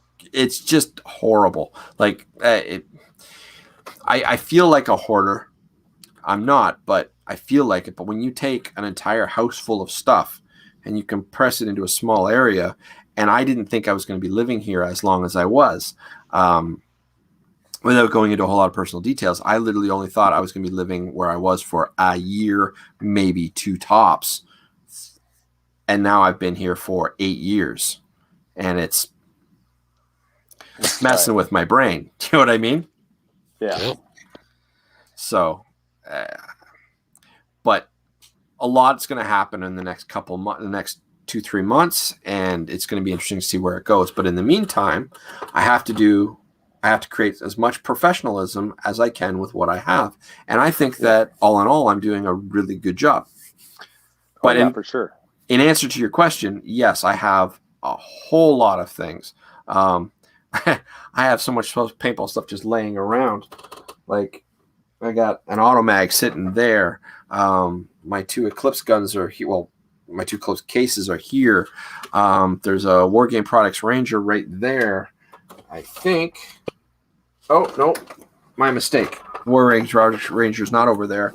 I think that's my Line SI. Hey. Ranger. Mm-hmm. How cool is that? Yep. Yeah. This, by the way, was one of my unicorns. Like, when these came out, I wanted one in the worst of ways. I have 3 Sniper 2s. Well, 2 Sniper 2s and 1 Sniper 1.5. Like, that period where they just started making them. They had the rib barrels. They had the wood stock, the Thompson stock. My Thompson stock got stolen like a long time ago, but it was one of those. Yeah. But when these came out, it was like, oh, that's nice and small and light. Takes autococker barrels and stuff, and it's a nail spot design. I've always kind of liked the nail spot. When you set them up properly, they work great as long as they're set up properly. And I always wanted one, and I loved this pistol grip from back in the day. Like, I know a lot of people like 45s, and I love a 45 grip, but on the original autocockers and the auto mags and stuff, there's just something really comfortable about the squareness of it. I don't know, but anyway, I always really wanted one of these. For myself, I was such a big, I'm a big, relatively larger hand, Right. and the things is that was always like I could reach around and like almost feel my fingers on the other side. So for me, when I did auto mags and it had that, it was either going to like the VL style rubbered hoe grips that they came, they had as an option, or I guess almost like the Smart Parts grips they had, the wooden ones that kind of filled out things quite a bit better. Yeah, but I always wanted one of these, and a friend of mine found it on Kijiji, and for some reason he decided he wanted to give it to me, so he just sent it to me. It was like, here, because he knew I'd wanted one for years, like flat out years. I was like, Wargame products, as great as they were pretty expensive, but coming up across the border, the price went up, and these weren't that common. Like the Sniper 2s were. Autocockers you could get, but these were harder to get, and they didn't make that many of these for that long. So just because when these came out, pumps were already starting to go out of style. Do you know what I mean? Because the semi-autos were coming in. Semi-autos. Right. And so about what year would have been that? Was that Ranger, right? So what year would have that been about? I'm gonna say 98-ish. Okay. Maybe 97.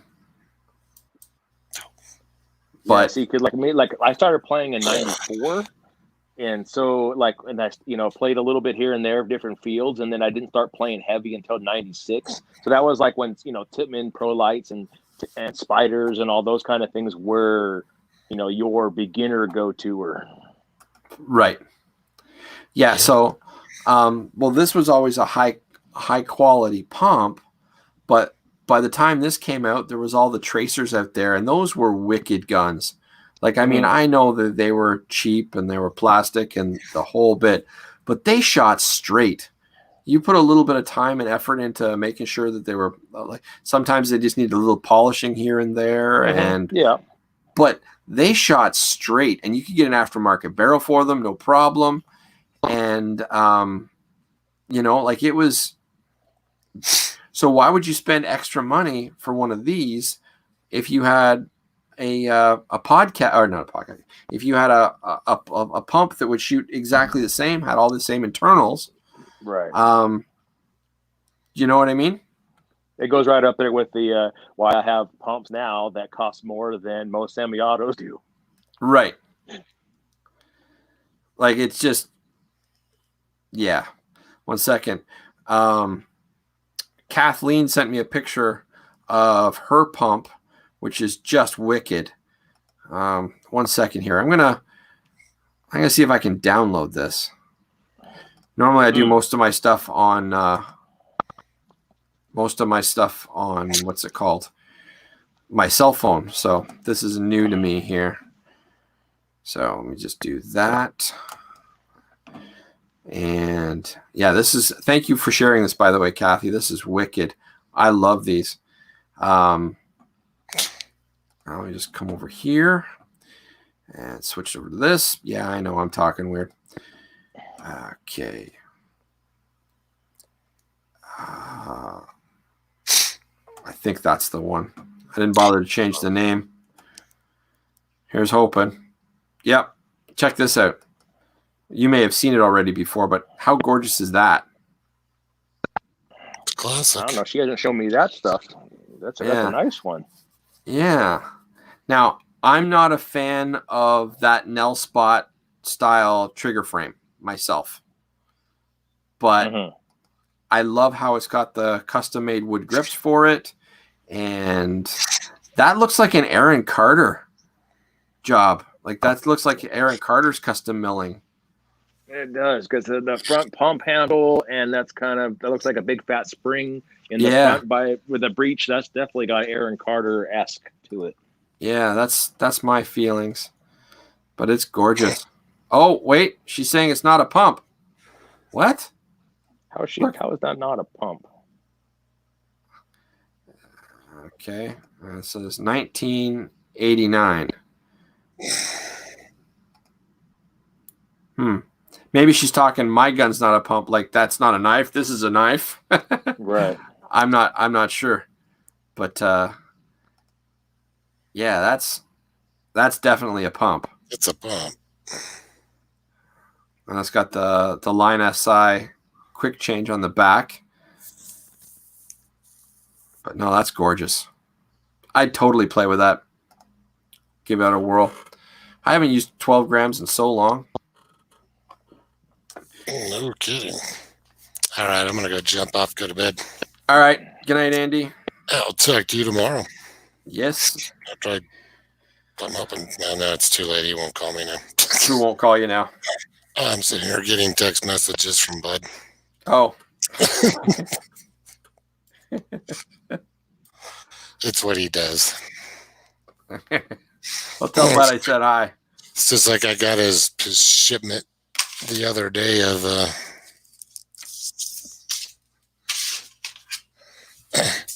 he sends me stuff like this too. Oh, nice. Like EFX bands and all that stuff. Right. Big thing shows up the other day with Bud's name on the front, and I'm like, what the hell? I open it up and I'm like, oh, it's EFX bands. I'm like, all right. So I put the camo one on because I know if I don't and he catches me on camera without it, I'm in trouble. I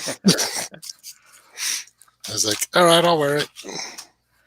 I can't even begin to tell you guys how much of a mind blow it is that I have Bud or his phone number and I can call him at any time that I want. And occasionally he calls me. And it's just like, and when we're going stuff, he jumps on the podcast. Like, yes, that's personal hero. So it's. I think it's nice, going on the podcast and, on various ones and seeing people that and that you've played with. Right. Not just like you, I know of this person. I mean, I've never played with either one of you, but right. Other people that have been on the other, who've been on before, I'm like, I know that person. I mean, Right. I play with Richard, you know what I mean? Right. So I know what you played and where, because I've been around since '89 too, so you never know. Yeah. Well, I know that Andy and I don't know if we ever played together or not, but we were both at Skyball at the same time. Yeah. So, and I think we were both in the same division, so it's entirely possible that we traded paint and just don't remember. I was too busy kicking the crap out of Ground Zero. I don't know what you were doing. No, I wasn't playing at that level, but regardless. Somebody had to go piss off Jerry Braun, and it might as well have been me. So I did. All right. Anyway, well, listen, it's 2 a.m. I should probably try to get some sleep. Yeah, I'm going to go to bed too. It's like midnight. Thank you guys so much for jumping on and keeping me entertained. And for anybody that actually makes it this far to the end, thank you guys so much for watching. 2 hours later. I got to be honest. I honestly don't believe that anybody will ever watch this, like, ever. But yeah. Oh, now Catherine's saying what? See, What? you need to be online so that you're up to date, so we know what you're talking about. But no, I don't expect. She needs to go on here. Oh yeah, she's awesome. I've had her on before. She's been on a couple times when I do tests and things like that. She jumps on. She's awesome. Like, just amazing. She has super good personality. That's the thing. That's what I like about being around her. She's very upbeat. Yeah. So I would really like to. I really want to get out to California, play with you guys, and meet everybody. Like that's probably the worst part of this whole coronavirus is that. Jerry's my second dad. That's what it's all about, Andy. So that's what. That's why she's going one. I was really hoping to make it out for the cancer benefit.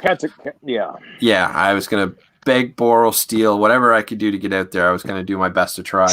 Just because I look at California and Northern California and the Ironmen, etc., as like Nashville is to country music. You know, like that's what California is to paintball. Like that's, I don't know. Right. I know a lot's changed since back in the day, but when I was reading the magazines and stuff, if you were going to be awesome, California was the place to be because they played all year round, et cetera, et cetera. And so the idea of being able to get out to that, the oldest field in the North America, and playing alongside the OG Ironmen and shaking hands with Richard Wilcox, the Dogs of War, and I don't know, sharing a beer with like Bob Long, and just like, and everybody that's going to show up to this, I so want to be there, and now I don't think that's even legally possible. Do you know what I mean? Jerry's Field, the oldest in North America. You know what? It could very well be Cousins, but I think Jerry is the oldest in North America, but I think they're talking about that where West Coast is now is the oldest in California. oh, maybe that's what it is. Oldest in California, because Braun started his field way back in the early 80s. Right. Yeah. Still running. So Yeah. So regardless, it's older than me. Well, older than my playing. You know what I mean? And Yeah. I would love to play Jerry Braun's field too. I just love it. But yeah, there's something about getting to California and you're not sharing allowed the in same the country yet. I beg your pardon? Said you're not allowed in the country yet. Exactly. So I'd love to get to California and share the same dirt as the OG Ironman and Dogs of War and just everybody. You know what I mean? Oh Like, yeah, for sure. I guess I can't really say I know what you mean because I play with those guys on a regular basis. So for me, it's a regular thing. You're like the Ironman. You're like, yeah, I get to see those guys next weekend when we, whenever things are, Right. No, and I get that, but for somebody that's out of the country, this is like a religious mecca, if you will. Like, oh yeah, for sure, yeah. I mean, for you guys, I'm sure it's all old hat, but I'm a fan. Like I am as much a fanboy now as I've ever been. And so when I get all these to talk to all these fantastic people have said, oh, you always say it's amazing and you always say it's fantastic. And it is. Like, what do you mean? The other night I was just, I got to meet Kevin Donaldson on a podcast, and he wants to be on my, like, for the Master Blasters, he wants to be on my show. I'm just like yay. Like I love this. Like, these are all the people I read. Well, here's how I can relate it to outside of paintball would be the relation of, say, people who go, like you hear, oh man, that must be neat to live near Disneyland. Right. You know what I mean? And then people are like, no, we don't really go there very much. Once you've done it enough, you've done it. You know what I mean? But people that are outside, it's like going, it's like we're going to Walt Disney World, or we're going to wherever the big famous place we're going to go to. It's a big giant ordeal, and you get a lot of excitement. But if you live there and that's like a regular thing for you, you're like, yeah, whatever. Like I live near Santa Cruz in Monterey. So I have lots of beaches and lots of surfing and lots of areas, and people are like, oh, that must be awesome. And I'm like, I don't know. It's my whole life. That's just the way it is. Right. Yep. No, I get that. I was really looking forward to it, and I mean, maybe it'll still happen. I don't know. It's possible, I guess. But we'll have to wait and see. But yeah, I was not now. Well, I'm sorry that you're not being able to go because of the timing of what's going on with your life, Andy. And sorry about that. But well, you leave it to the DA and the lawyers to decide to do something you were going to go to and be like, yeah, we're going to do it this weekend. It's like, you son of bitches, you already delayed it. Why couldn't you made it like 2 more weeks? Like, really? Yeah. Should have already happened. Now you're screwing me out of going to California. Oh, well. It is what it is. Yeah. Anyway, I think it's time for me to crash. By the way, guys, just so you know, Andy, you probably already know. Robert, you don't. I've wrote 3 articles for Paintball Media Magazine Now, I'm not sure that they're all going to get approved or not. I assume that they will be.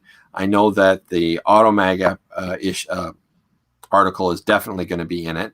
That's going to be wicked. And I haven't heard feedback on what he thinks about doing something on Yeti Squad for Mike Goodeve's scenario team. So I've done a big article on that, and I've also done an article about the Ali Remember Foundation and the Denver Expendables. So that should make for a pretty interesting read for Paintball Media Magazine coming out. I'm pretty excited. That was a big part of my day today, was making sure that all those got done. I know, we were helping you edit. Yes. Well, no, you weren't helping me edit per se. I was making sure that I had your approval and that I got the facts correct Right. as possible. You still had Tom all mad because everything wasn't in there. And I'm like, Tom, you can't fit it all into the space that you've got. So you need to learn some patience. Yeah. Like, I mean, Can't do it all in one thing. I'm like, even I've figured that out lately. yeah. Like, So it's it's like, oh, okay. well, I didn't want to dilute it. I really didn't, but But you have you have to the condense film it. is diluted. Like I said, there's things in there that are missing that I was telling John that I wish this stuff would have been in there because, to some of us it was important, but you Right. can't cover everything in one shot unless you're going to do a whole mini series and you're going to go year by year. Right. All right, fine, but that's not what it was. So Yeah. No, this was just trying to introduce no, it's after the I Ali Remember explained that to Foundation me- to 40,000 people. Right, he got off his horse after I explained that to him. He's like, "Okay, you're right." I'm like, "Patience." Yeah. No, I mean, redirect, talk to us, but just. Yep. Yeah. So it's all good now. Awesome. Well, anyway, I did my best, Nope, did a good job. So and it's going to get the name out to 40,000 people at least. minimum. I thought there's like 90,000 readers, but Well, it varies from month to month. week to week. Right. Who you're talking to. Exactly. So, All right, I'm going to bed. all right. Good night. I think Have a I'm good going to night crash there, too, Rob. Brandon. Or All Robert. right, cool. No, that's all right. I got that my whole entire life. I'm used to it by now. Now, do you prefer Rob or Robert? I usually go by Robert. It's I've never really been a Rob because I have too many Rob friends. So Oh, yeah. it's easier just for me just to be Robert. Yeah. So if I shorten it down to Bert, I don't know. I mean, I get actually, hit? in the paintball world, it was kind of like I go by Big Dog as my name. Yeah, Okay. because I used to be a 420-pound paintball guy. Oh yeah. And So you were an anchor. I was basically a backman. I did the I remember playing MPPL and basically shooting 3,000 rounds in 7 minutes. That was my job. Right. See, we So- could have been shooting at each other because I played MPPL too. But see, I played MPPL I was mainly, so that was in 2000 playing MPPL. Yeah. I guess so. Yeah, and I was mostly, and that was when I was still young, so I was still playing rookie MPPL and that kind of stuff. So Yeah, because I won the 1999 International ZAP Masters, and then we started doing MPPL the next year. yeah, and then I did XPSL when that came out. I did that for a short little bit, and then I just ran a bunch of work for stores and fields, and then it just started just running little mini tournaments at our fields. I like doing that kind of little small business operation as opposed to playing. Okay, so I have to ask this because it's in my head now, and I Sure. won't sleep if I don't ask. So you used to use semis and electros, and you now prefer pumps. Yes. But do you still own semis? I still own semi-auto. Yeah, so I still owned plenty of auto, several autocockers. Okay, so like over the years, I've bought in plenty of things. I've always been in the buy-sell trade business since I Right. started playing paintball. And then, so I started playing I had pumps when I first started playing because that's kind of where the sport was. I tried everything, and then since I worked for multiple stores, I pretty much had every gun possible that you could play with. And then because I was always the captains of my teams that I ran, and I worked at the stores, and I was like the store manager and stuff like this. So I used the store to my advantage. For guns, like if we wanted to try a gun in the store, it was like I basically bought a gun for myself, and then if I liked it, then we got it for the store, right? And so then Right. When we got into playing, when I started working at stores and fields, I had plenty of. I remember we had our thing like where Bob Long used to do us, and small little sponsorships, for little things where I used the store as part of our sponsorship, but then individually as a team, we were able to get little, small, Right. big major discounts on guns. I mean, instead of having the $1,500 retail, you're getting that $800. Right. which was a big deal. But then for Right. myself, I'm like, hooray, I'm buying 5 for myself. All right. And, and so, yeah, I remember doing the, playing with plenty of Bob Long Intimidators and doing those kind of things like that. But yeah, so I've have plenty of electronic guns. All my electronic guns that I own for myself are not, I would say 2004 is the highest it goes up to. Right. So I bought electronic guns for other people. Like I have my kids play with minis, and they've done all those kind of things because I wanted them to get in there and be like, all right, this is how we're going to play.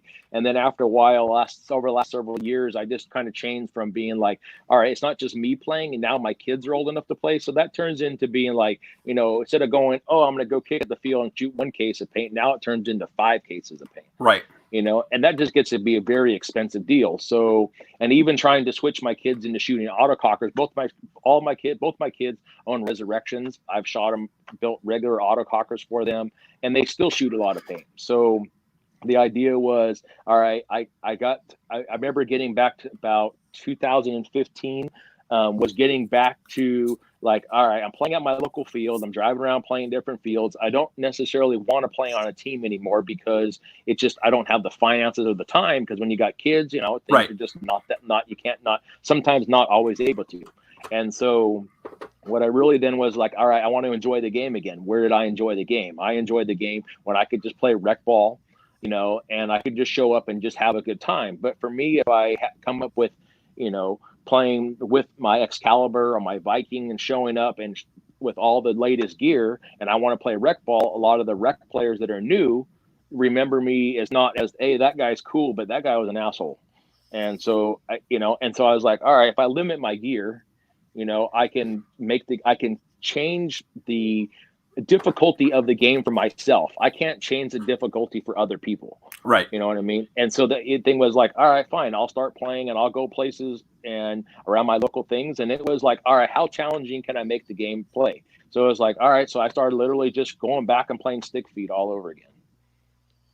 So I went back to playing, shooting. I was like, all right, pumps, I could shoot any kind of, not any kind of pump, but I could shoot most pumps at most fields and have fun.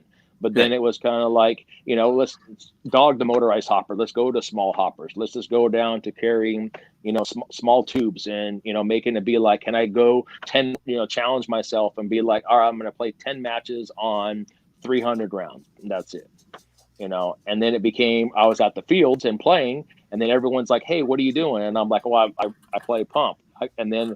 But I always had not just one gun. I always brought 10, 12 guns with me to the field. So the thing was, is I could easily hand 4 or 5 other people, here's 4 or 5 pumps, go ahead and go play. So then it ended up being my whole crew that I have now. All literally most of the guys came from my own field. They all used to be semi-auto guys, electro guys, full-on tourney players from like several years ago. And Right. They just said, I don't like the politics of the tourney lifestyle. And I said, do you just want to go have fun and play rec? And they're like, yeah. That's what they all wanted to enjoy, was to go have just that fun, like go enjoy playing, have the fun of enjoying Right. of the playing, So then I pretty much said, all right, fine, we're just going to start playing pumps. I got an idea. Can you guys go for it? They're like, yeah. And so literally that's how our NorCal Pumpers Union crew just kind of came about, and people are like, how can you just not include everyone else? And I'm like, anyone else can. I go, there's been all these years, there's never been a NorCal Pumpers Union. And so why isn't there a big pump game in Northern California? And I go, there used to be, but then there's a big following in Southern California. And so in Southern California, you have SoCal Stock Class. Okay, yeah. Is the big thing, and those are the guys that run like M. Carter Brown, and those guys are all down there. And there's, because you got within, say, in the LA area, you in 45 minutes you have 7 fields you could go play at. Where in Northern California, we don't really have that. Like where I'm at, I have one field, it's an hour away. The next field is 2 hours away. And then I go up to Sacramento, and that's 3 hours away. So you have to plan ahead to make trips. And then I realized we don't have the large enough. We have a lot of, at those places, there's lots of people who play, but not a large demographic of people willing to travel to other places to go play. And so you get people that only play by a place like APP, or you get people that only play in Sacramento, people that only play in San Francisco area. Some people won't even leave that general demographic area, you know. And since speedball is the game up here, everyone's like, oh, do you have airball? Well, I'm not going to show up if you don't have airball. And it's like, why? You know, everyone's stuck on a certain thing. So I had my crew of the pump guys that we would go, all right, fine, where are you guys playing at? Well, we play over here at this field. All right, well, I'm going to bring some guys in there, not telling them what we do, you know? And I'm like, all right. So then we show up, and, you know, they're all decked out from head to toe with the latest and greatest, you know, and here I am with all, you know, we're technically decked out with the latest and greatest as far as pump gear goes. You know, a lot of CCM guns, and you know, a couple guys with Phantoms, and I'm shooting guys with snipers, and then myself showing up with, you know, the ooh and the awe of pump guns, you know, shooting a lot of Palmer's guns. And so, you know, people go, oh, we just got smoked by you guys. How did that happen? And I'm like, well, here's what we do. And so then eventually was able to grow from having 6 or 8 pump guys to now I think we're right around 35 strong that I'm aware of. And then I have other people in Central California that like wear my I have a guy who makes me jerseys and, you know, t-shirts and stuff like that. And so now it makes it so I give jerseys away to people, you know, and then people realize, oh, it says NorCal Pumpers, I got to play with the pump. And I'm like, no, you don't have to. It's just an organization. You can play with whatever you want when you play with me, you know. But I got guys that be like, how come you guys all play with these pumps? And so, you know, it just makes it just fun, and it makes it just makes it the game so that you don't have to take it seriously. And all my guys have learned to be like, all right, you put yourself on the field and you already know. I mean, we have the confidence level to know that we can win. But what we also do is we go on the field knowing that we have a very likely chance of losing, but it doesn't bother us that we lose. Right. You know? And so, and then the things are, and then what I do is we make it so that when we'll play with guys that just, I mean, we'll go to the like locals fields in Sacramento and like in Livermore and other places like that, go on there, literally kick the crap out of the locals who play there. Right. And then they I basically like pump players like hurting other people's feelings is pretty much what we do. So we go in there, hurt their feelings. Then they're less in questioning about, well, why are these guys beating me? And it's like, no, because you've gotten comfortable and we're the outsiders. So we're the ones who are actually having to do all the work. Not only are you with your, you know, your 10, 12 pods, you got your rotors. Half my guys are playing stick feed on top of it. So so we're going in there and, you know, our whole team is sharing 2 cases of paint, and you've already burned through 7, and we've won more games and shot less paint.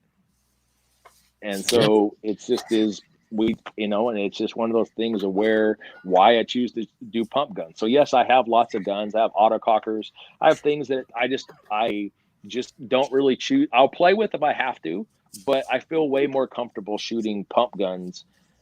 Just because I created an organization. So I guess I have to kind of live that organization.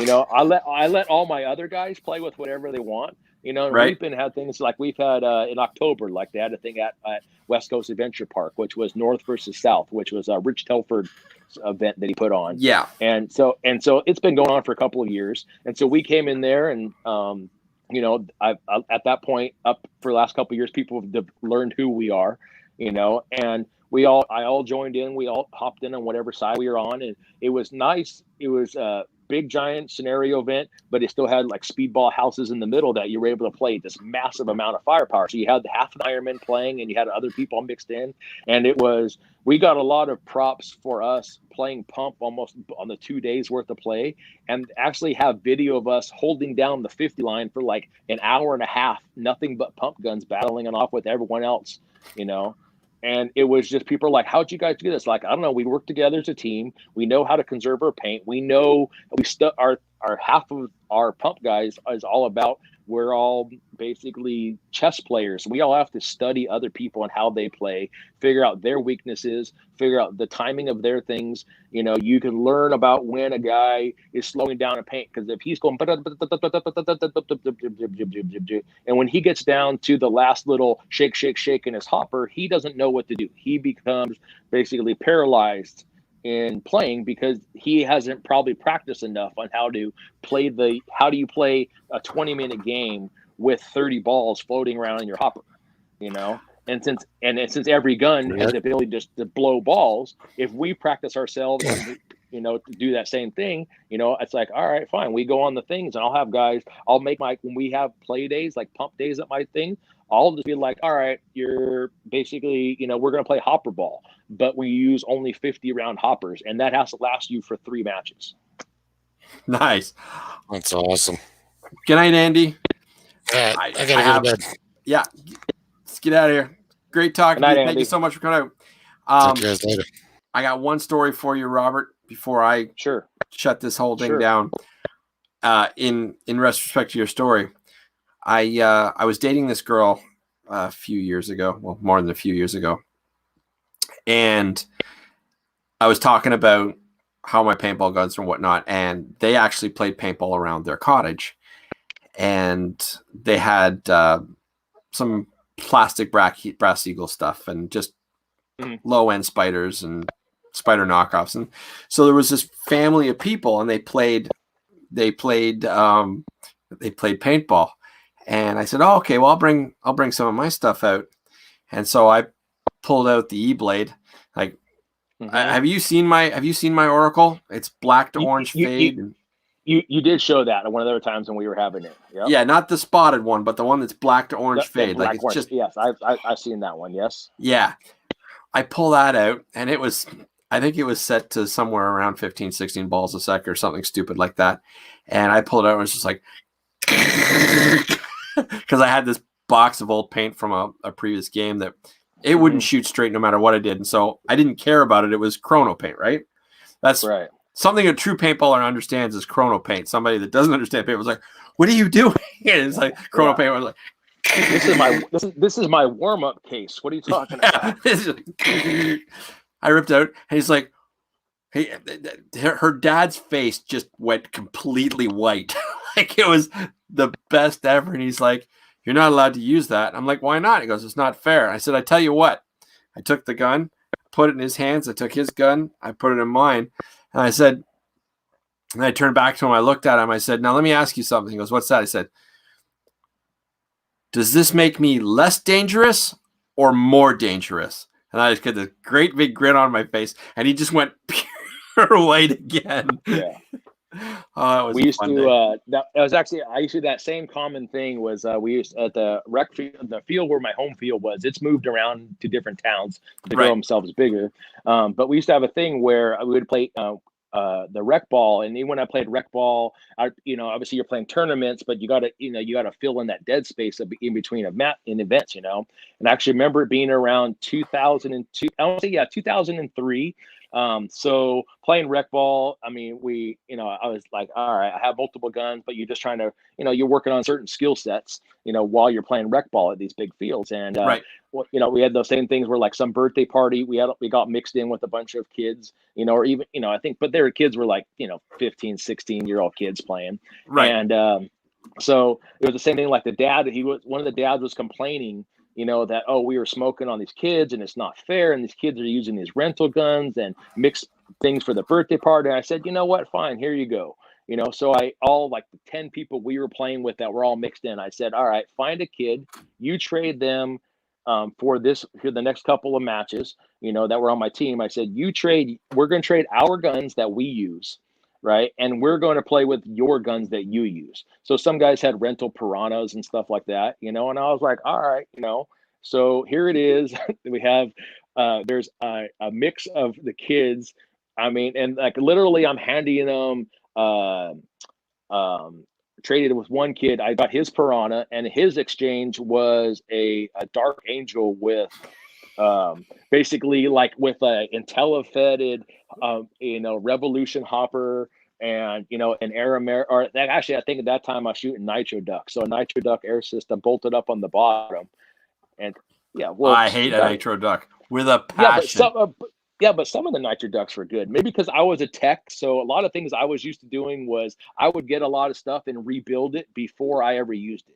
So there was, to me, some stuff was, I hated it. Worked great. No, but I did have my thing, is I worked in shops. So yes, I definitely knew about the Nitro Duck, where there was like about with the stupid fill nipple though. Well, I got one of the very first 4,500 psi fill nipples, or 4,500 psi compressed air tanks in Toronto. I had like one of 3 or 4. Like there was a shipment came in, and I got one of them. And because at that time most compressed air was 3,000 psi, and Nitro Duck had these brand new ones, and I got one, and I was right before Skyball 1, and I went into Skyball 1, and I sat down. And I was supposed to play, and I believe it was with the Jacksonville Warriors. John Dresser wasn't able to make it, and so I was supposed. As it turned out, he wasn't able to make it. They were short a guy. I was going to be playing on the team. I believe it was the Jacksonville Warriors. Don't quote me on that specifically, but it was a name similar to that, top tier amateur, right? They hadn't gone pro at that time, but they were sandbagging huge. And I was going to play with them, but I couldn't get my tank filled. I believe it was Air America, or anyway, whoever it was, they just had the 3,000 fill, but this had that special nipple supposedly for safety's sake, and it was just a big political wahoo thing. And my hatred for Nitro Duck runs so deep because it almost completely killed my Skyball experience. Just because Nitro Duck came out for a little bit with that.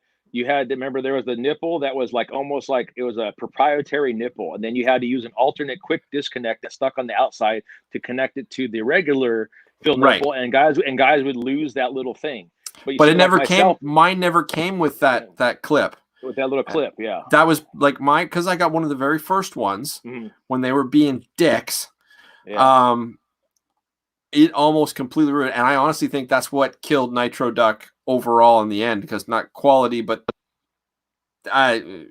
I at the time. So so I remember the Nitro Duck. I actually had Air America tanks, but I always like to be different. So I'm always been a different kind of a guy. So when guys shot Air America, things kind of phased out. So, in our area. So for me, it was like, all right, the next thing was jump on Smart Parts Max Flows.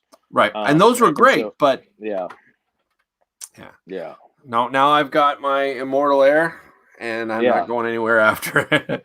Yeah. So myself, my problem I have right now with the pump stuff is the most common, tank size. I mean, I shoot a lot of different sizes, but I mean, like 40, you want to get down obviously as little weight as you can, but yet you still want to be able to have, like a normal feeling, tank. The balance. And the balance of stuff. But the things is a lot of companies have actually stopped producing a 45-45 because that's not, and so the things is most people would shoot a 68, or a 77 or a 70 or an 80 or a 90, or they even got, I even have things that I bought and trade from people that I've got 100 cubic inch, which I don't need, but I loan it out to other people.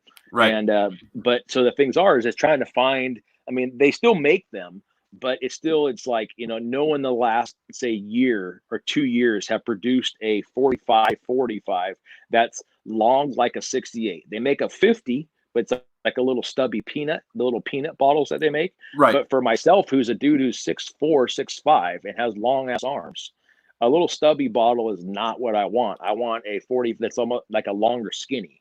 Like, I don't know, if you remember those, because I'm assuming, I guess you took off paintball for a few years, like a majority of people did, right? I stopped. I left early 2000s for about 10 years. All right. So do you remember? I was always reading the magazines and things like that. Right, It's right, just right, that right. I wasn't on the field and I wasn't playing because, well, it wasn't approved of by my ex-wife. Sure, I got you. Yeah. So the thing that they remember that like there's companies like Carlton that used to make bottles, and they were like a longer, skinny, fiber wrapped bottle. Yes. And so that's the things I try to go back to. Whereas have all my new guys, they're used to like Ninja 68s, and that's what because they're mostly tourney guys, Right. And so they're used to that size. And I'm like, well, I'm trying to find a very specific bottle. And so my combination now that I've gotten for my pump guns that I use is I'm actually using Ninja super light bottles. So I'm not carrying a lot of weight in the bottle. But now I've actually switched to the Powerhouse regs that are like the regular screw-in Powerhouse reg that are long extended ones. So Right. I not only and they're like the bottle, the neck of it is 2.5, 3, 4 inches long, for the regulator. And so now I don't have to use tank extenders or anything else like this.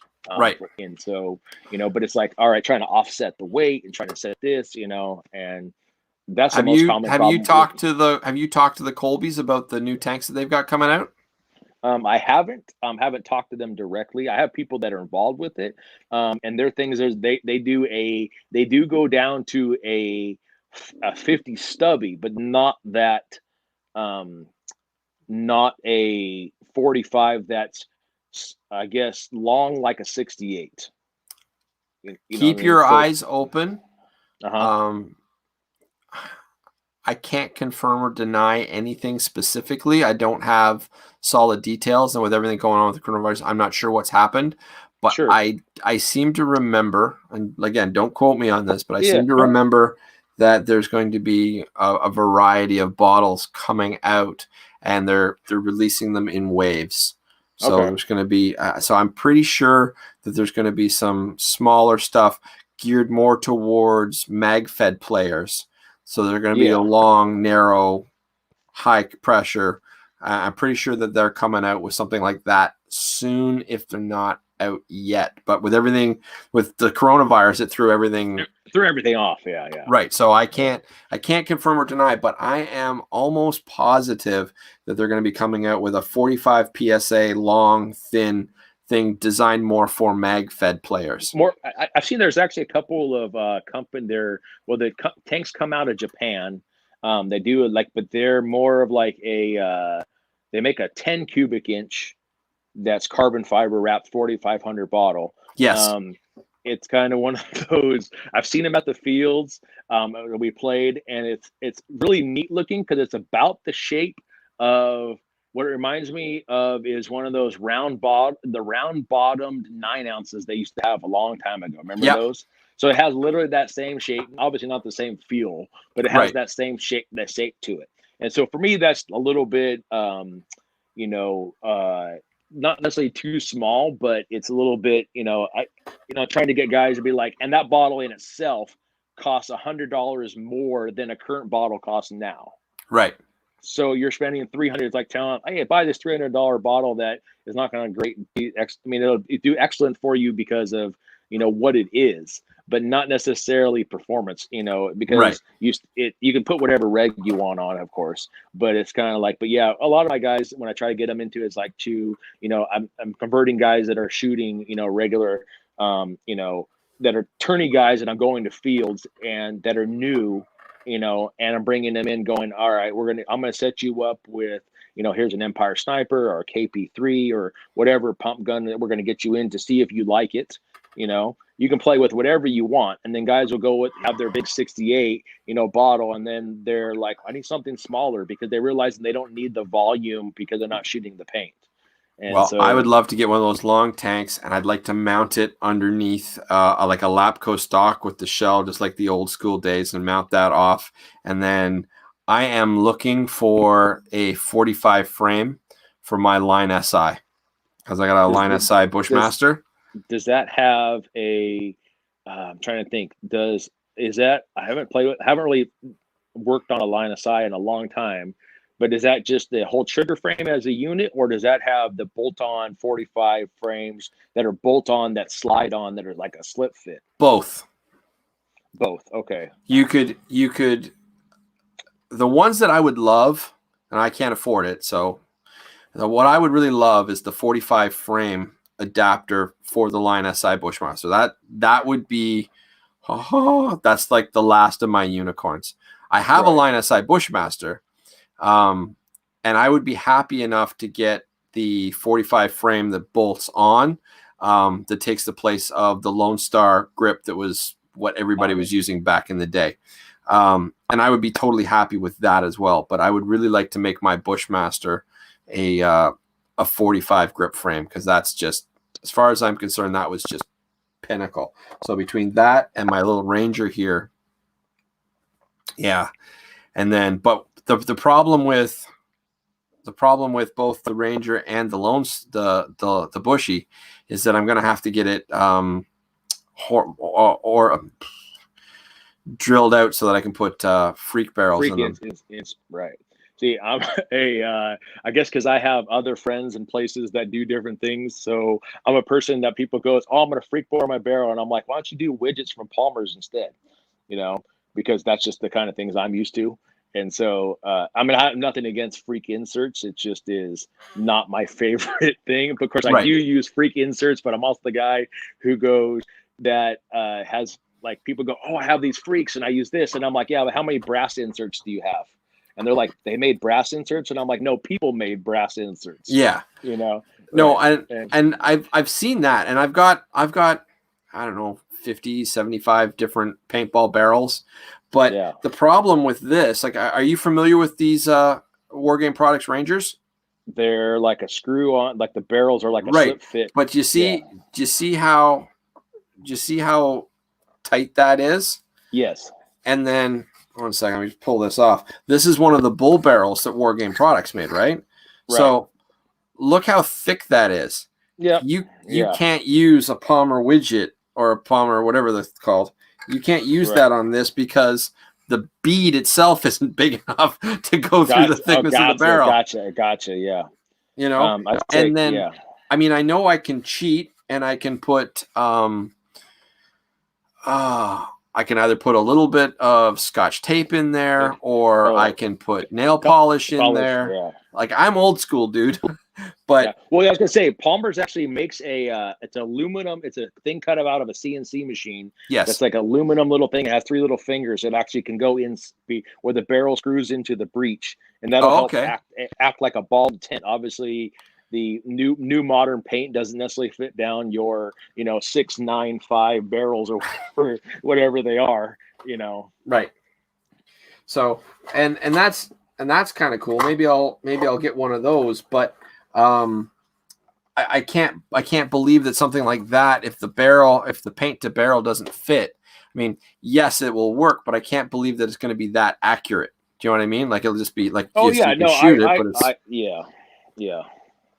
it's gonna go. Yeah, there's, what I would I thought of 2 people you could get a hold of that you may have gotten hold of already if you're trying to source parts, and 2 people that you may want to have on your show would be one would be Daniel Bocci. Good friend. Well, good online friend. Never met him in person, but I've begged him to be on the show constantly. I bug him like crazy, and he doesn't want to be on. That's not fair. He would love to be on. He doubts his quality as a paintball storyteller, and all he knows about is paintball history and paintball guns, paintball gear, which I think is awesome. Which I'm totally fine with that, but he needs a little more structure, and I tend to play my podcast a little more loosey-goosey, if you haven't noticed. Oh yeah, for sure.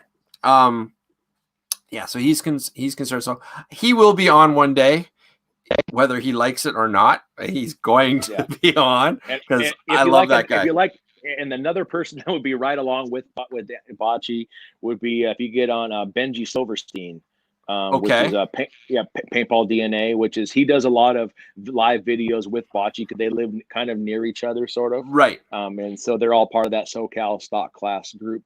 But and so they do a lot of different things. So they, various, share various live streams. They share each other things. They've had, like how you've had your podcast. They had one 2 or 3 years ago where Right. it was like in their dining room, and they just hung a big giant sheet, behind there, and they're sitting at the dining room table, with 87 guns all spread out across the table. Right. And I've seen those.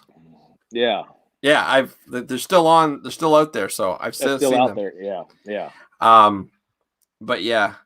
All right, dude. I gotta crash. It's 2:30 in the morning. I think I can finally sleep now. Thanks Sure. so much for hanging out with me. It's been fun. And Yeah. thanks, Kathleen, for hanging out. I'm going to send you some pictures of some of my pump toys, and you can then be able to put them up on like how you had Kathleen's, and you said you haven't played with a 12 grammer. I actually had a Palmer's Pyre made recently for me. That's actually a stock class fed 12 gram only Palmer's Pyre. Well, I've played with 12 grams. I just haven't played with a 12 gram in like forever. And I would love to, like, I mean, even my Bushy does, it has the compressed, not the compressed air. It's got the ASA adapter. I don't even know what happened to the quick change. It's just gone. Right. Gone, So I would love to get like an old. Well, it's like the full circle. People are like trying to go, it's like I play with the pumps that are like, all right, pumps can be open class or whatever you want. But I've got, now I'm bringing it back to the, let's figure out how we can go back to the full circle of here I am playing stick feed and 12 grams. Well, go ahead. It's like trying to bring that back into, say, Northern California again. Well, I have 12 gram twist change that screw onto a normal ASA adapter, but they're not the. It's not the same. It's not the same appeal. Yes. Yeah, it's not you pull the lever and it shoots out and you zap it back in. Yeah. So anyway, dude, time for me to crash. Sure. You have a great night. Thank you guys so much for hanging out. Again, Kathleen, I see you're still commenting. Thank you for hanging out. And yeah, good night, everybody. Right. I doubt anybody will watch this to the end again, but you never know. All right. Night. Thanks, Steve. Okay, bye.